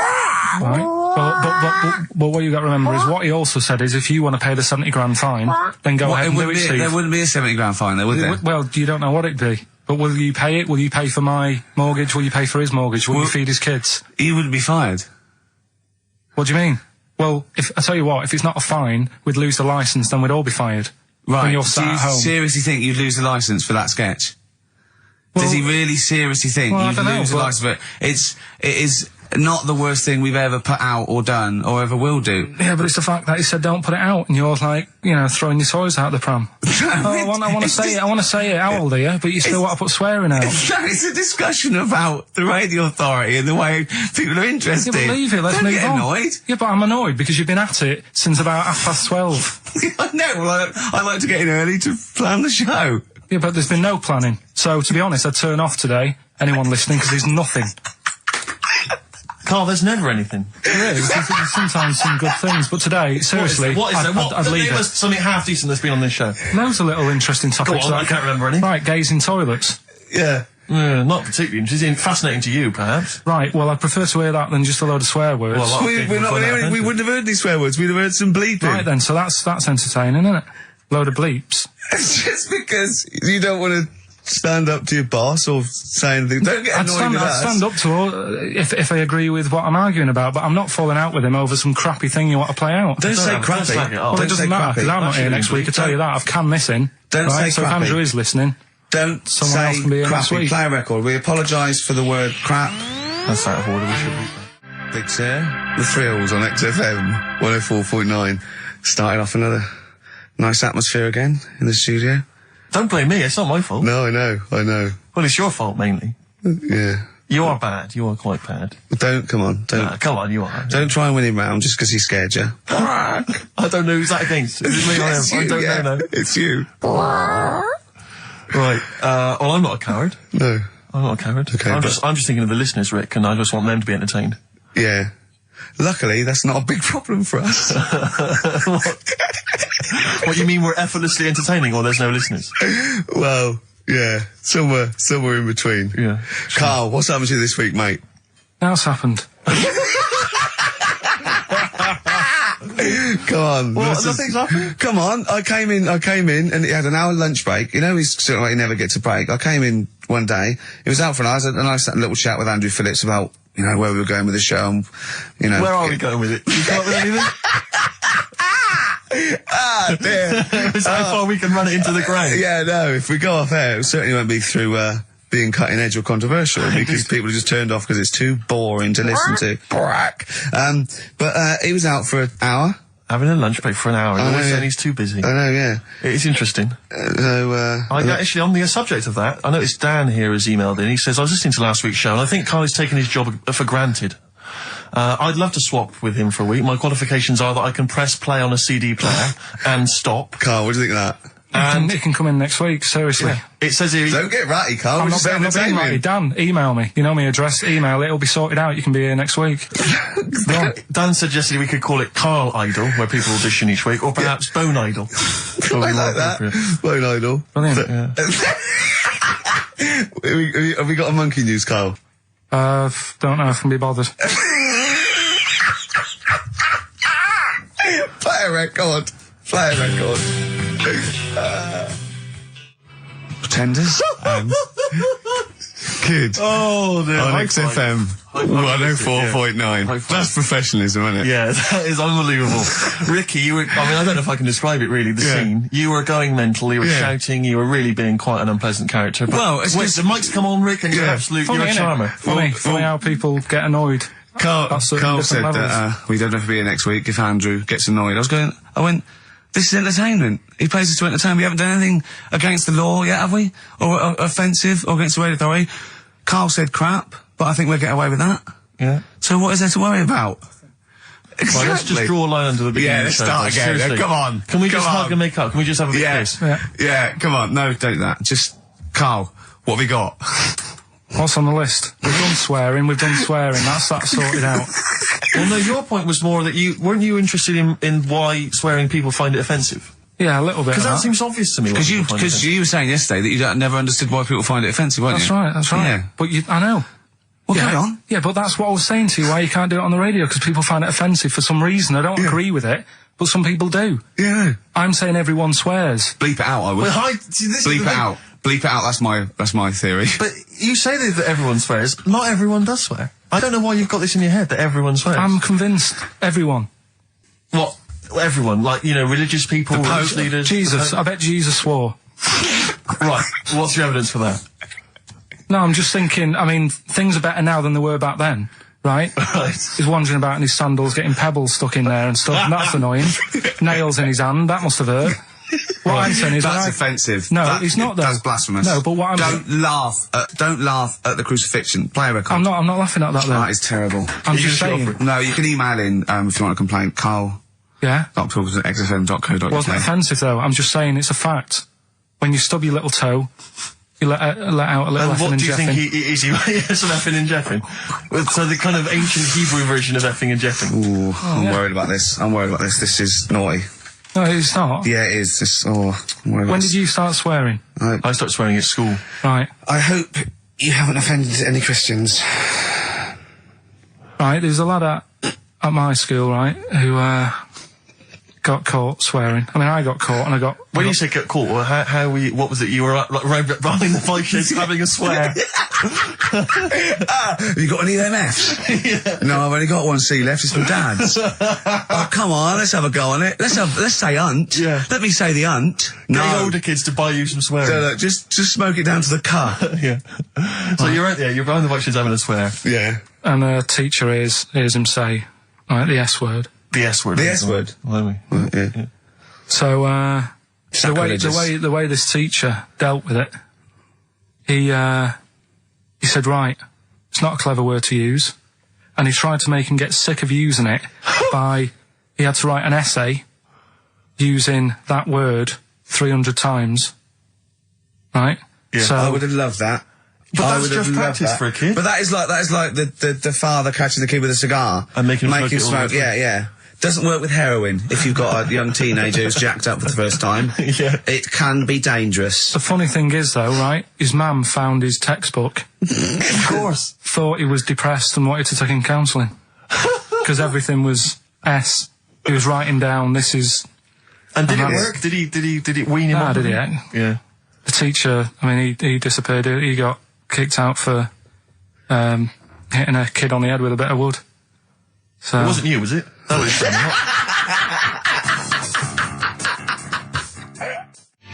Longview, further. That's great, that. It's a good tune. Can I just give a big shout out, Rick? Go on. To John Kay. He's listening online in Los Angeles, City of Angels. Brilliant. It's his first time listening to the show. Who knows what he's making of it? I wonder if we should explain what Karl is to him. He's up early. Well, he's got up apparently to record it, and then he's gone back to bed. Oh, right. So he's listening to it any time. So, oh, yeah. Exactly. Karl, Can you explain what he is? Well, he's a little bit of a grumpy, spoiled, lazy prat at the moment. Oh, that's but usually he's quite a funny, nice, sort of genuine guy who's in awe of the world if it's furry. And doesn't really care if it isn't. But, anyway, we're all one big happy family. Come on, Karl. Attitude up. Happy. Right. Happy. If we're happy, the listener is happy. We were talking about schools, swearing, kids at school. I just remember at school, loads of my friends now are becoming teachers.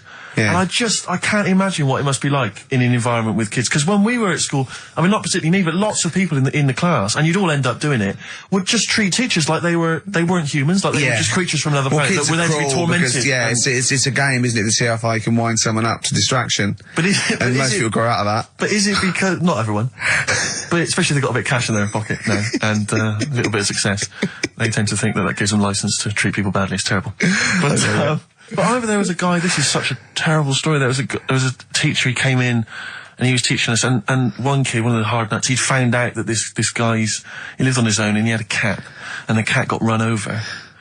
And so we got in early, like everyone was in early, and before the teacher came in, and this kid drew a picture of a cat being run over by a car, in chalk, on the blackboard, a huge picture of it. And the teacher just came in, saw it, burst into tears and ran out.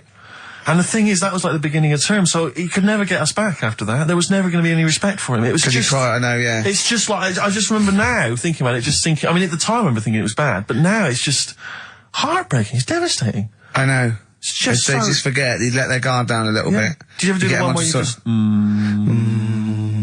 just humming? Yeah.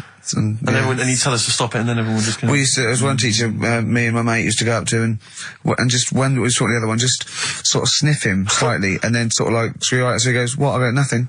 And he'd walk away sniffing his armpit. But those kind of mind games, it's like... I know.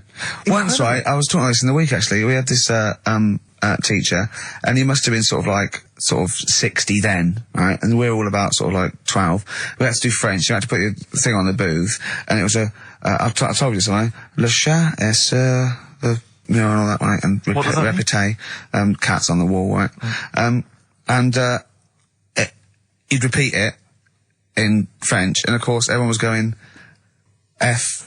C, just for fun, and he heard this, and he listened back to all of them, and he realised and he went mental. He went, I don't believe this. Do you know how much these cost? He was going mad, and he was going red and bursting like Karl was earlier, and it was like, I can't stand this anymore.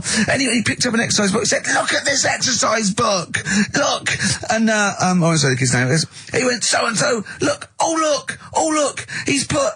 And, I'll change his name, Smithers. He went, oh look, he's put Smithers in his shit. He goes, he's got Clever on this side. He's put Smithers in the lump of shit. That's good. Right? And he went berserk. He went, oh look, he's drawn a picture of a penis with wings, and he's written underneath, Dicky Bird. He went, is that clever? He went, do you want me to put a piece of paper up so you can come and write swear words and draw ladies' genitals all day? And I went, like that laughed. He went, I'm glad you think it's funny, Mr. Gervais. And he stormed out. Oh, God. Yeah. And did he ever come back? No, but we put the bit of paper up for him and said, look what we've done, you sir. That's a fanny. Yeah. There's some knobs. Yeah. Was it biology?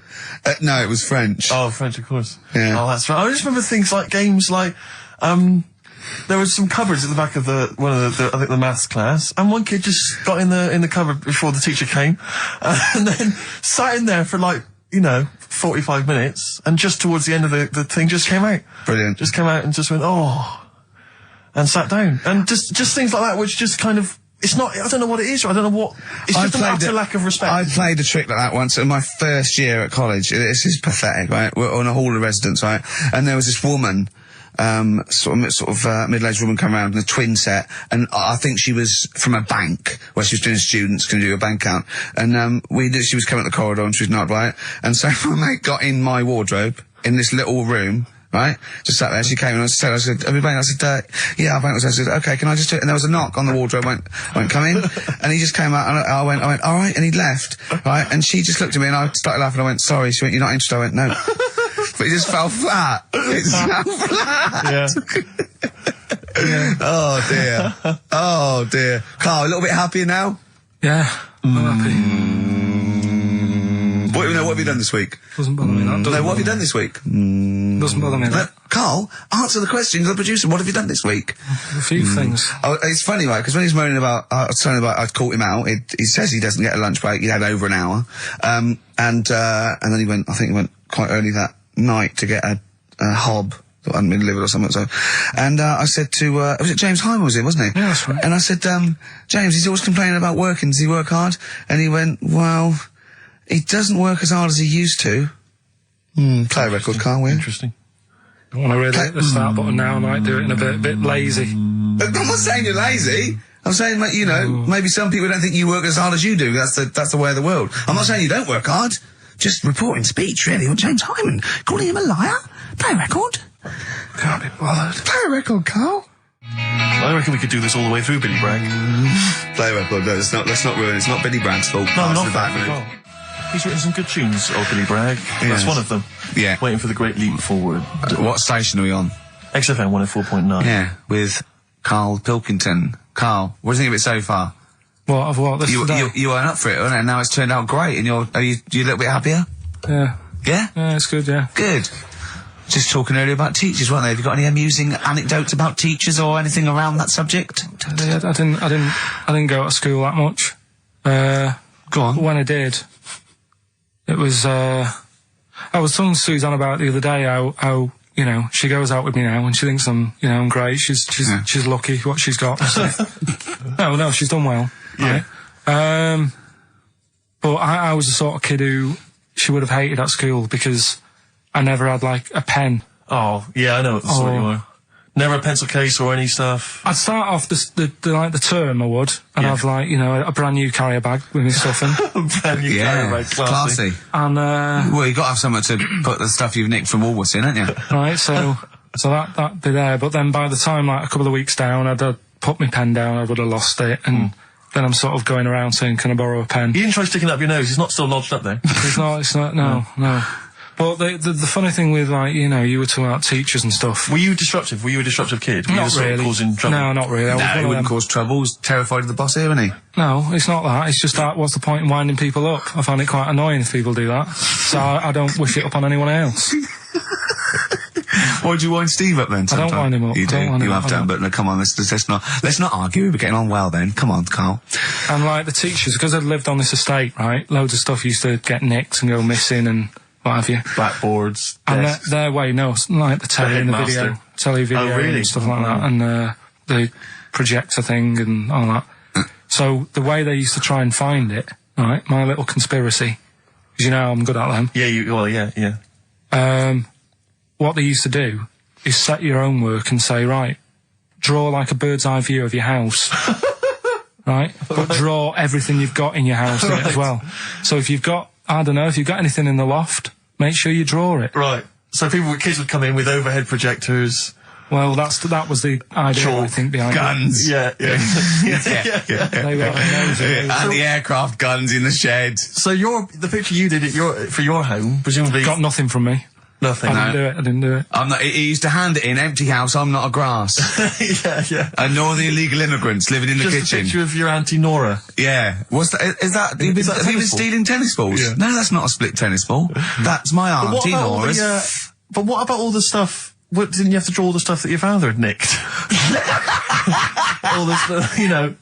Listen, we're doing Songs of Phrase today, because Rockbusters has gone. What Songs of Phrase again? I can't remember. I think I've blanked it out. Yeah. When we do, something that's been said a few times on the show. Right. Right? It's been said a few times. I'm scared of Andrew Phillips. I need my job on it. Go on, sorry, you were speaking, Carl. So we take a phrase from the show, right, and just get songs, like the words from the songs, edit them together, so something it's like that phrase. Yeah, something like that. Yeah, okay. Yeah, no, just go on. Sorry, go on, Carl. Come on. So are we doing it? Sorry, so what's the phrase you've come up with? Phrase is no more cheeky freak of the week. No more cheeky freak of the week. Is there not? We're not having that anymore. Well, no, because it's offensive, and if we're worried about offending people, to talk about people with disabilities, well, yeah, like, that's like conjoined twins and women who'd born with like deformed legs, and you call them dog woman. So you know, you've got to be careful. You've already insulted Christ. Let's not do disability. Let's do songs of phrase, shall we? Cheeky freak of the week was never out to offend anyone. No, it was to make you realise how we don't try and offend people. We try and entertain them. Right? Do you know the funny thing is? Right? You're saying about being cruel about people and stuff. It goes on all the time. On the news the other night, you know those Siamese twins that didn't make it through the operation, yes, yeah. Right? And this is why I'm stopping it, because I don't want people to think we're having a go at disabled people and stuff, right? On the news, right? Yes. Before that operation, the doctors said, we're going to try and sort this out. All the doctors are going to get their heads together. Is that a good phrase to use? Yeah. Yeah. See what I'm saying? Carl, play a record. No, I'm just... Are you offended, Rick? You've offended Ricky Gervais. You're the one that's yeah, but I'm saying, we're not out to offend anyone, yet it's always going on. People are always having a go. Please don't bring it down. Play a record. No. I hate him. Darkness. Growing on me. You love the darkness, don't you? Yeah. I was lucky enough to see them. They were doing a little HMV well. thing. People told me it's a bit too jokey or a bit too tongue-in-cheek, but it isn't really. If you don't know that, it sounds great. It just sounds like sort of retro 70s rock. It's great. I think it's brilliant. It's nice to have rock back. I think you'll agree. Big time. Yeah. High five, man. High five. Yeah. Sweet. Sweet, mate. Sweet. Songs of Phrase. It's the mighty return of Songs of Phrase. No one has requested that. It's not due to public applause.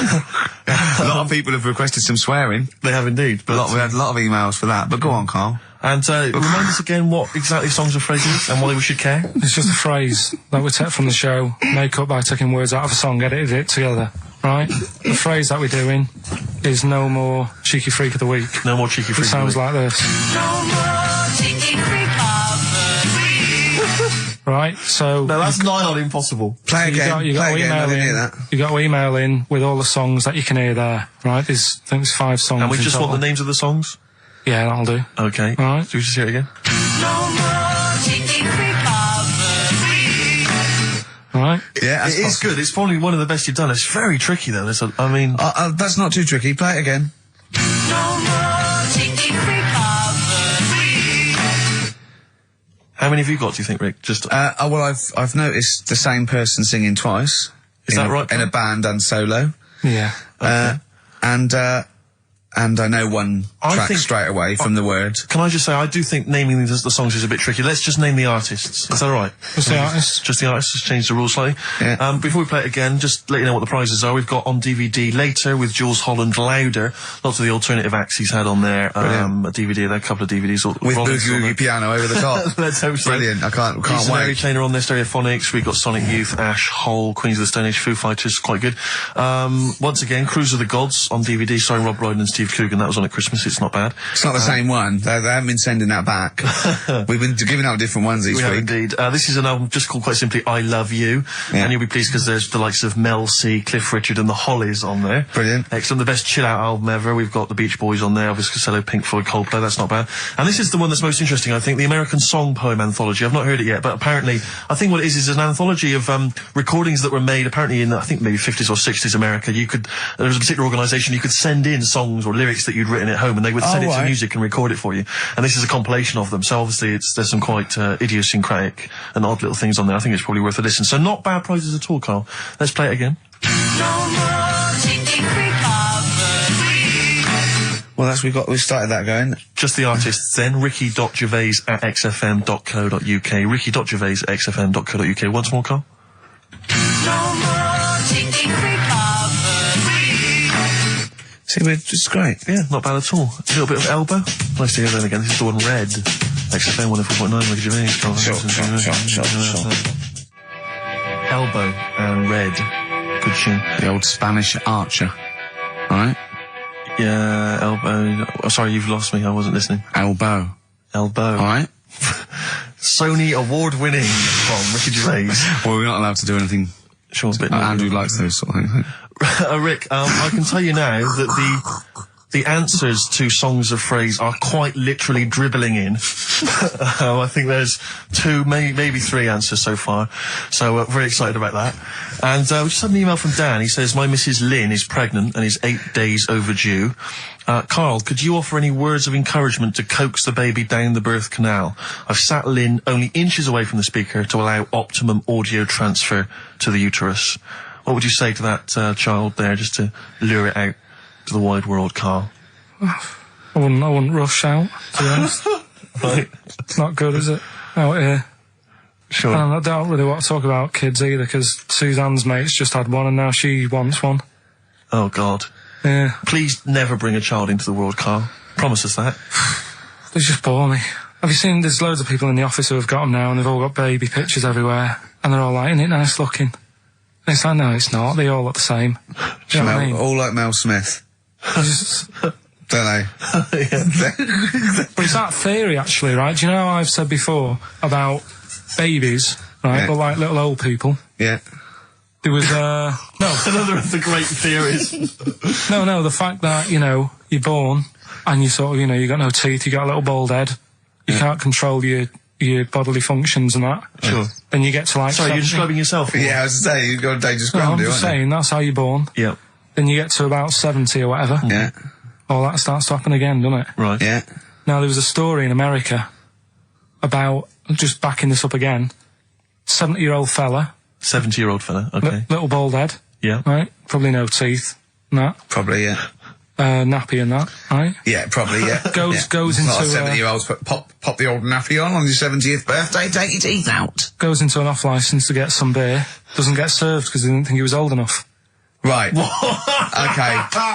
Right, okay. Wait. Carl's back. Wait a minute, No, sorry. okay. So they thought he was a giant baby that had walked into an Forget off-licence. it. Weird, isn't it? Steve, forget it. Carl, please. I need Carl to answer. No, I mean, that's the story, but it's weird, isn't it?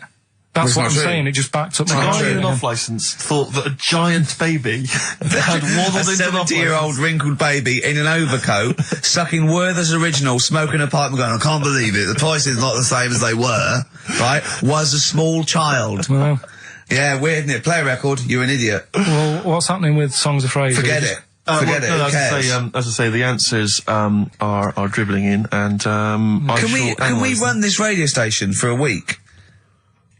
Yeah, but the thing is, if we genuinely wanted to do a good job at that, we'd have to fire ourselves straight away. No, do you know what I mean, though? Just sort out the playlist, let DJs, you know what I mean? Sort out what can be said and what can't. Just for 1 week. Yeah, see if we can give it a bit of shall we? What would you do? I don't know, does the phrase pissing in the wind mean anything to you? Well, I know, yeah. Well, are we going to even meet this week? Because it's, you know, we've wasted time pre-recording stuff that we can't put out. I don't know if it's worth... He's still on that. He is still on it. I mean, to be honest, I've let it go, but he's still on it. What else is on the list? What list? On the list, I said to you yesterday, let's sit down and have a chat. I threw that away. I thought it was just a piece of crap. You can't say crap. You're saying... You should have bleeped that. I know, why don't you bleep that? Why don't we pre-record the whole show, then we only have to come in once? What do you think of that, Karl? Whatever. Karl. Steve, what are you doing with I Songs of seriously think Phrase? if we put out last week's show, would anyone know? Carl. Play a record. He's driving me mad now, Carl. Carl. Seriously, he's driving me mad. Carl. Press the button. Please. Carl. I'm sick of it. Carl.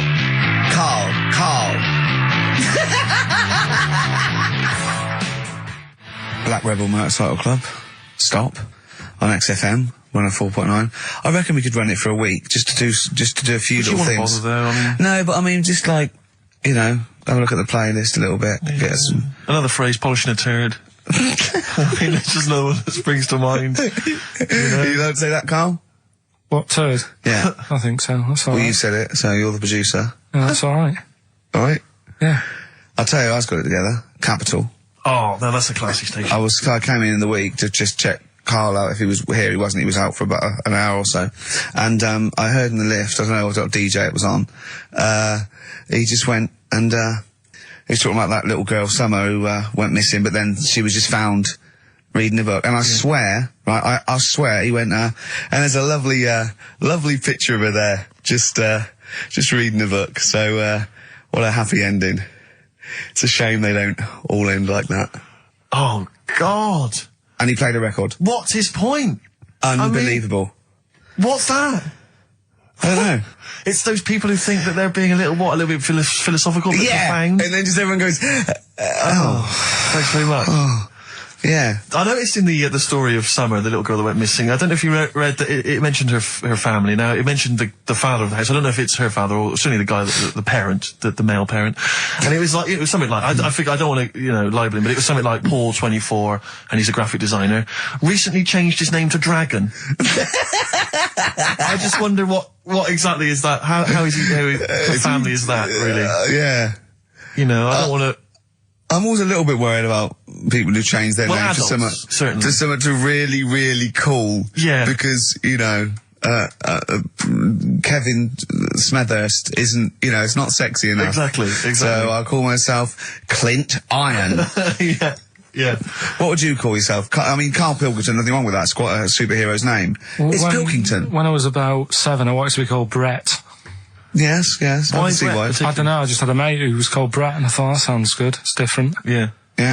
But then, I'm quite happy with my name now. Because Karl, I have to say, where does that come from, Karl? Because it's quite a rare name. I told you, didn't I? My mum had a dream.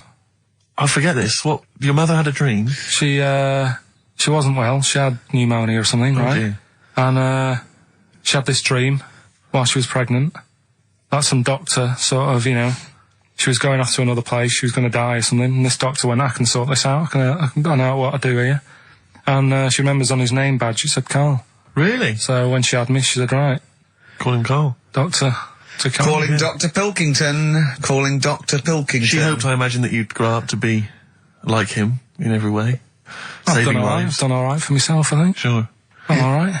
Yeah. This is what we were talking about, actually, weren't we? We were talking about the fact that you're quite proud of the fact that you've got no formal education, really, and yet you've pulled yourself up from the bootstraps. Yeah, well, I know people who've got results and that, and don't do anything. Sure. Do you know what I mean? They're on the street. So I've used all my energy as I've got older, rather than burning myself out as a kid. Right. Yeah. Do you know what I mean? Sure. So I don't know if that's advice. Should we advise that to young kids out there? Don't take exams, don't work at school, just, move away from Manchester and get a job on XFM. They'll employ anyone. Yeah, you get an hour's lunch break, you're away by 5:45. You need no qualifications and to work for XFM. Because you don't have to think for yourself, because your boss tells you what to do, you can have some time off to go shopping for hobs and shower units. He's alright, he's a good boss. Yeah, I know. He'll let me have next Saturday off. He knows how tired I am. How many Saturdays has he had off? He's going away again. He's had 2 holidays. He gets 26 holidays, 6 days a year. 26 days a year. Unbelievable. He was sick because he put on wet trousers. Yeah. And now you're going down to Hastings. Are you leaving early? Because you left early last time, didn't you? No, I wouldn't do that again. Now, what are you going to Hastings for? Just having a break. Listen, though, we were talking about depressing news, right? And with that kid and what have you. Yeah. You see that thing in the week? There was 3 bits of depressing news, right? There was one, an old woman who swallowed a fork. An old woman who swallowed a fork? Yeah, did you see She's that? dead, the dork. An old woman swallowed a fork, so what did she swallowed a spoon? Why did she, yeah, everyone knows you swallow a spoon. When she swallowed a spoon. What's her name? She, swallowed a cockroach. Right. Sorry, whoa, is this the old rhyme now? Is this a rhyme that you've got slightly wrong? No, You've changed dog for fork. This is the truth, is it? This is what you read? Oh, no, yeah. Sure. Sorry. Yeah, don't never confuse the two. This is what you read on a spurious website or some mentalist emailed sorry, just before you move on from that, there was an old woman who swallowed a cockroach. Yeah. And in order to get the cockroach out, she swallowed a fork? It doesn't rhyme, but it's good. She tries to get it out. With a fork? She went, what I forgot? I'm thinking she's in a kitchen. Yeah. That'll do. She grabs that, she tries to get it out, and she lets go of it. And it goes, swallows a fork? Yeah. It was in the paper. The terrible thing was it was a gardening fork. It was awful, you know. What? Or is that stupid? That'd be stupid if it was a gardening fork, wouldn't it? I tell you what annoys me though with things like that. 'Cause Me? in the paper, it was, well, you do, and everyone knows that. Honestly, no. Right? You do me head in. People, the way people say it must be great working with him. Must be brilliant. No, it's not. It's a nightmare. It is a nightmare. Get on with it. Go on I with can't be bothered now. Let's just play a song. Because I'm interested. I'm interested. Yeah. Seriously, I am. Come back after this. No. Let me finish the story. Come on. Long links. I'll tell you in a bit. I'm getting annoyed. I'm getting so angry. Alright, I'm the player record of this. The Verve. And Lucky Man, that's for Karl, who is a lucky man. 2 hours every Saturday here. Just a little bit of chat and laughter. Some great records. Alright? What are you going to Hastings for? Just to chill out? Yeah. What are you going to do? Just chill out. What specifically is in Hastings that's of interest to you? They having another battle? Nothing, it's just cheap, isn't it? If you can get a B&B for about 40 quid. Sure. The weather's good, so Let's all go. why not? Yeah, why not? Do you want Ricky to come down with you? Now. Right, okay. Now, you were going to tell us something before we started winding you up. What were we talking about? We were talking about the old man who was mistaken for a small child. It was actually, the 70-year-old who they thought was underage. Right, so then we got on to, right, this is the old woman. I was saying, she ate a cockroach. Right? She ate a cockroach, yes, by mistake. How did she eat a cockroach? Why was there a She was cockroach? she was cleaning up, it jumped in her mouth. Right. So she immediately, the first thing she did was immediately grab a fork and plunge that down her throat. Yeah. Well, no, maybe not immediately. I mean, she tried other methods. She tried plastic spoons, her fingers, maybe washing it out, maybe going, oh, I nearly swallowed a cockroach. Did she try that one? Ugh, how horrible. Right, so anyway, the fork went down, Yes. and it's got this picture in the paper of, like, the X-ray, and you can see the fork just, like, going across like that. Yeah. Wow. That's mad, isn't it? Yeah. Well, it was, well, the fork was in her abdomen, was it? In an X-ray? Yeah. Are you sure she swallowed it? Yeah. Sure she didn't just say that to the doctor? Like, how did it get in there? And you got a fork inside you? No, I know what you're getting at, because I remember years ago, do you know Dr. Steele? Do I know Dr. Steele? Yeah, he does... Is he a superhero? The one on Richard and Judy. Right, what's he, a psychiatrist or the resident doctor? He just pops in and Is he's that got the a sort of problem. like the suave sort of... He's not that smart. I know what you mean, Just a normal doctor fella. Sure. And, this was like in the 90s, and, Rich and Judy said, we got the doctor in again today. We're looking at things that, have been inside people. And there's this one, right? Fella comes on, with an X-ray. Yeah. It's sat on a pint glass. He's sat on a pint Well, glass. that's what... He hadn't had That's what he it. said. Sat on a pint glass. I remember that story that was published about the bloke, and this is the excuse he gave to a doctor when he had to go and have something removed. It was a bottle of sort of HB sauce or something up his. What word can we say in case hand resistance? You don't need to. People know what you're saying. Okay. Right. Rectum. Is that all right? No, you didn't need to say it, but... Well, no, he might as well. It's a medical term, isn't it? Doctors Anyway. say rectum, don't they? Anyway. So the doctor got it out, and the excuse he said he'd been shopping, been to Safeways, he brought his shopping home, and he popped the shopping on the front step, and he realised he's locked himself out. So he started to shimmy up the drain pipe, but his trousers and pants fell down while he was climbing, and he slipped and fell on the HB sauce bottle, right?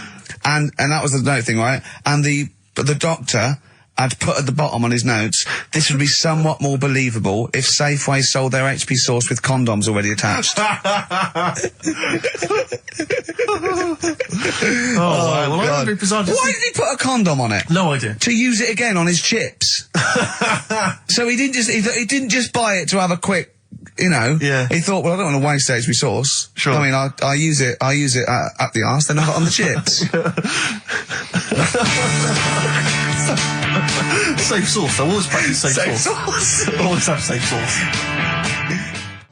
Red Hot Chili Peppers, universally speaking on XFM 104.9, Steve. I'm just going to make every single one of our listeners shrug and kind of give a who cares look by saying that after the ads, Songs of Phrase answers. We've still got Monkey News, haven't we? Oh, Monkey News as well, yeah. You're supposed to say something that will keep people listening during the advert. Should we bring back no, can't do Cheeky Figure of the Week. Play some ads. XFM. Blackalicious and Deception on XFM 104.9. Ricky Gervais, Karl Pilkington, Steve Merchant. Well, we were talking just before the ads about. I think we were talking about objects being stuck up people's arses. Okay. I think that was the link. Someone can just confirm that. It was objet d'art. Well, objet d'art. Arceus. Objet d'art. Objet d'art. Which maybe that's a new feature. Objet d'art. Objet d'art. Using objects you've stuck up your French for stuffing stuff up your arse. Yeah. But I remember it's not really, it was just about objects and odd things in odd places. I used to work for a magazine when I lived in Bristol, and I remember the editor said to me once, he said, we got half a page to fill. Do the usual. Phone up a hotel and ask them what the weirdest objects they've ever found left behind in a hotel room are. This was something they did every year. They just they would phone up the local hotel. And I found out, I can only remember 2 of them, but they have stuck in my mind. These were found, I think it was the Marriott Hotel in Bristol. Yeah. They were found by cleaners. A chicken. A live chicken? Yeah, a live chicken in a hotel room. And that was just left behind. And a false leg. I mean, I don't know who leaves behind a false leg. I mean, presumably you'd notice if you didn't have your false leg, because you'd be lying on the floor. But I just remember, I don't know where else you'd find those 2 objects, except perhaps Paul McCartney's farm. I've always thought to myself, who left behind a false leg? Maybe the chicken pecked it off. Yeah, well, possibly. The person with it just went and goes, so much different, I keep falling over. Yeah. I don't know why, and where's my chicken? Yeah. She probably called later and said, did the cleaners find chicken and false leg? I'll check. Yeah. We haven't had them handed in. Yeah. I don't know, we get a lot of chickens and false legs left behind. What was it like? Yeah. It was just a wooden thing with a foot. Has it got a foot on the end? Oh, yeah. Yeah, we might have found it. It might be yours. In pirate films, the pirates would have the peg leg, which was just a piece of wood. There was no effort to make it look like a leg. I don't know why it didn't dawn on them then to make it look more like a leg. I mean, I don't know at what point. I quite like a big. Do you know why? I wouldn't really be that interested, but I'd be marginally interested to see the history of it was peg fashion, leg. because they didn't wear long trousers then. So they all stopped at the knee. So why are you wearing long trousers? No reason. Let's have a look at your legs. Yeah. Oh, it's more embarrassing, you see, if you hide it. Yeah. It's like they had a hook. Yeah. Why didn't they have a glove? A hook is never a good idea. It's not a practical enough thing. It is if you're abseiling between 2 buildings in a hurry, because then you can just use it straight down the wire. But a hook is such a grotesque thing. I mean, don't have a go at them. But I mean, there's no one except that weird guy who's up in North London who's still got a hook for a hand. Well, I think it is useful. It's good. Well, no, it's good for carrying bags. Yeah, carrying shopping. Do you think that was the concern of pirates? Well, Tesco. They didn't have animatronic sort of stuff then, did they? I know, but it's just so. I mean, it's just not very flattering, is it? A hook. I mean, Jane was at school with a kid who had lots of different things, like knife, fork, he could screw onto the end of it. That's brilliant. That is brilliant. That's good. That's almost as good as having a hand. Yeah. For the canteen. But at school, you'd be the coolest kid in school, surely. Bit more frightening in the swimming pool. Or on a bouncy castle. Yeah. But yeah, for chopping up a bit of, I imagine him being banned from the bouncy castle at the fate. You can't let him on. Oi, Hooky, get on. You're not welcome on here. I'd like to apologise for some of the things said in today's show. But what happened when he started asking girls out and stuff? I imagine he spent a lot of time with his hands behind his back. Oh, God, with a sore spot on him one. Probably. And I can get out with this one. Yeah. Doctor, that's handy. There's a fella in Ward 2 that's got a shopping bag up his arse. Just pop it up there, pull it out, shopping intact. Done. Anyway, Hastings soon. For Rockbusters. It's going to Hastings in 10 minutes, isn't you? Can't wait. He's looking forward to it. Lovely day. Lovely town. Nice little trip. Chill out, come back refreshed. Monday. Let's do some work. Ooh, you'll sleep tonight. What does the boss want me to do? He's done you there, Carl. I was letting it lie, and he comes back with that after we were getting on. So, who's the winner? Answers. Well, let's give us the answers first. Right, well, this was how it sounded. No, it's not Rockbusters. I'm calling it Rockbusters because they're all interchangeable in my mind. Alright, Paul McCartney, Cheeky Girls, Sugar Babes, Space and Beatles. Okay. Well, brilliant. You've really, I mean, if you're not interested in it, Carl, seriously, mate, Anyway, we're going to give the prizes, which are pretty good this week, to James Waters from Colchester. Well done to him. He's got them pretty much right. Where's Dickie Anderson? Not heard from Dickie Anders for a long, long time. Because I wanted to. If there's one show I'd wanted to hear, it's this one. Because we've pulled out some of the stops now, haven't we? He's excited because he's going away, so he's putting an extra bit of Come on, let's play a record. Let's play a tune, then let's come out with Monkey News. We have some Monkey News to end with. He's excited. Placebo in this picture on XFM 104.9. 8 minutes to go. Let's make it a good 8 minutes, and then we can all chill out. Yeah, enjoy the rest of the weekend. Play the jingle. Chimpanzee that Monkey News. Excellent. A particularly aggressive jingle this week. Wow. Yeah, looking forward to this Monkey News. Carl. Right. Come on. So, what's her name? What? We've done... Sorry, what? Brilliant. We've done a lot of monkeys who, like, got involved in crime and stuff. Yeah. Right? We had, the one on the train station, nicking a bag. Yeah. We had the one who went into a bank. Who cares? Went into a bank. And walked out with the money and stuff. Yes. Right? Didn't happen either. Next. But the thing is, you never sort of found out what happened to them. If they sort of got worse, got more involved into crime this Monkey and News update. That would be amazing. Brilliant. What they found out in India is... Yeah. It's got a prison. It's just for monkeys. You mean wild animals? You mean a zoo? Yeah, a zoo or a kennel or something where it's been gone mental or something. No, it's a prison. Yeah, prison. Is it? Does it have fraud cases? It's got. It's mainly sort of animals that are attacked things. Mainly violence, I bet. That's my that and theft. Say it again. Stuff. Theft. Say it again. Theft. Say it again. Robbing. No, let's go back to that word. We're going to keep doing it. We've got 6 minutes. You're going to say the word right before you go to Hastings. Well, do you say it? No, well, because then you know how to say it. Well, all right, Robin. Caught Robin. Say it again, though. So Who's Robin? Who's Robin? So they've got this prison. Right? This is extraordinary. Say it again. No, you're not going to say it? Oh, go on then. So they got a prison for them, right? And there's 11 of them in there, 11 monkeys. Right. That are in there for life. Because that's... I think there's one just got out on parole, right? No time off for there's 11. I'll give you the bit of paper because I thought this was... You thought it was a bit weird. Now, Carl, what are they in there for then? Because, I mean, they're in there for life, so I'm assuming it's murder, is it? Premeditated murder? They're not crime bosses, are they? They're not... Are they prostitution and gambling? Are you sure they're not just the pawns and the head sort of like orangutans up a tree going, remember, you don't know me. You're on your own. If I go down, you're all coming with me. You take some of your gorillas down there and sort him out. Oh, the great banana robbery. I wondered if they'd get them. Right, go on then. Okay, let me see. Now, I don't know what source this is, as ever. Is it the back of a fag packet found in a toilet? Well, no, I mean, someone's clearly... If this is nonsense, then someone's clearly gone to a lot of effort, because it does open with the headline, Parole Unlikely for Inmates of Monkey Prison. Yeah! Officials say 11 inmates at India's only monkey jail. Officials? Now, what kind of people work at a monkey jail? Where do you work? It says officials say 11 inmates at India's only monkey jail are unlikely to ever be released. The prison in Patilia houses monkeys apprehended by game wardens in Punjab state for thieving and attacking people. The Daily Telegraph reports how the monkeys at the prison in Montebello snarl and glare at visitors from their heavily barred cages. 2 monkeys were released a year ago after exhibiting good behaviour for 18 months in the jail. They have remained out of trouble.